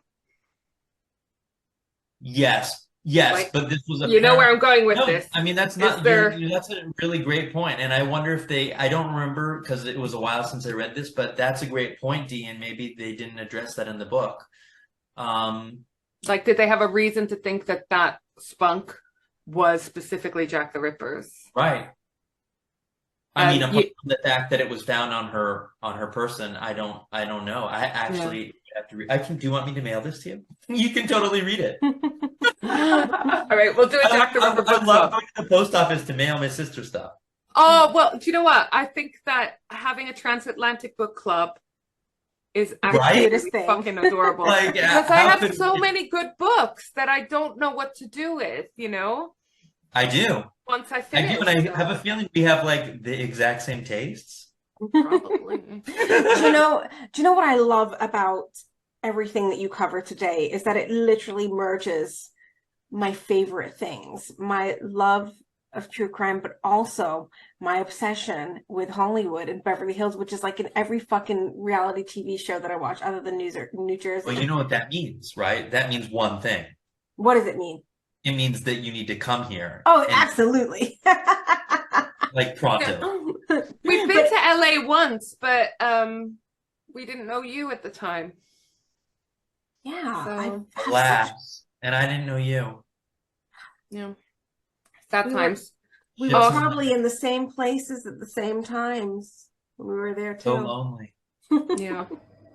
We were staying in a hotel in Anaheim. Oh, wow. You were at Disneyland. Well, we didn't go to Disneyland. Oh, Downtown okay. Disney. Yeah. Oh, we went to, was it called Downtown? The free bit with the food. Yeah. We went there. Right. Yeah. Right, that's downtown. Yeah. Yeah. That's like in between the parks. Yeah. Yeah. Oh, well, Adam, it's been such a fucking joy having you on this Oh, show. it has. I- You were I just know. pure happiness. I'm not prepared to say goodbye. You know, it's just going to be like until next time. I think this is like how we did it in London too. Cause like, no, it's not acceptable. Like we're just, No. it's just until we see each other. Do you know Yeah. what? You are the best hugger. You're Yeah. just so squishable and soft. Takes one to know one. But ripped. But squishable and soft. Oh, well, anytime that I have low self-esteem, I think I just need to call you guys up. yes, we need to Like, make this a talk. regular meeting in the Zoom bar. I'm down. Yeah. All right. What time is it, Adam, where you are? It is. Oh my goodness! It's 2:40. Oh shit, do you have How to long leave have we somewhere? been doing this for? Oh, over 2 hours. Wow. 5 yeah, so minutes. it's It almost 3 felt o'clock. like 5 minutes. Aw. I know. I didn't even check. Like I was like, this was like going to be an hour. Like, but it was like, I think that we could talk for another 5 hours and 500 hours. I was just Yeah. thinking, I would love if your Graveline tour was like a 3-day excursion. Like a Well, it's cruise. interesting you say that because there is something in the pipeline, which is an overnight excursion. That's a little bit down the ways, which we will discuss more offline. Oh, okay. Adam, All right. On that actually- note, bye, everyone. Fuck off, everyone. I want to hear this. Adam, can you tell everyone where they can find you? Totally. Yes. Thank you for asking. I totally would have forgot that. Okay. So you can find me at Graveline Tours is our Instagram and our Facebook and our Twitter. One word, GRAVE Line Tours. On TikTok, you can find us at Graveline Tours RIP. And then you can visit our website where you can read about us and you can purchase tickets if you like at www.graveline.rip. I am gutted that we didn't get a .RIP website address now. Ah. I'm going to go see Yeah. if it's available. Do you know what, Adam? I just know that your inbox is going to get inundated with fan mail after this episode. From me and Rhonda, but also some others. You guys made me feel so happy and good, and I've just had such a blast. Like every second. Like, look, I mean, it's been like almost like 2.5 hours, and I'm like, This what? is exactly The how Titanic our would have lunch sunk by was. now. Yeah, this is exactly how our this lunch was. Yeah, like It was I'm like- starving. 3 hours of just talking nonstop. I know, and it's And better than just, food. it flew by. Oh, love you so much, Adam. Thank Love you so you much so for joining much. us. And Thank love you, so much for having listeners. me. And listeners, if you've been on the Graveline tour, send us a message. Tell us what it was like. Share your pictures. And if you're going to LA, fucking book a ticket on it and tell us all about it, because we are jealous. We're jealous of you going on the tour. And please use the promo code SS30, which does not exist yet, but is going to exist 5 minutes after we get off of this call. So you can take 30% off of any tour at any time, just with the Switchblade Sisters Club. SS30. Oh, Oh, nice love that. We listeners. have our own Oh, code. affiliates. Of Yes. course you do. Oh, well, See, we we've will made it. definitely. We've We made it now. it. Oh, we've made it. Oh, Adam. And thank you so much, honestly, for giving us this time and just letting us spend time with you. Yeah, I'm Oh, sorry we stopped you The from pleasure eating is your all lunch. mine. The pleasure You're is wasting all mine. away, Adam. You're wasting away. No, I'll be fine. I'll be fine. All right, love you all. Mwah. Bye. Bye. Hey there. Thanks for being a loyal listener. Do you need a new website or want to boost your social media performance? Or do you hate podcast editing? You've tried optimizing your website and social media channels, but you're still not getting the listeners, downloads, and engagement you want? We, the Safier sisters, love helping people with tasks that they hate. We know a thing or two about podcasts, websites, and social media, and we love working with other podcasters and business owners.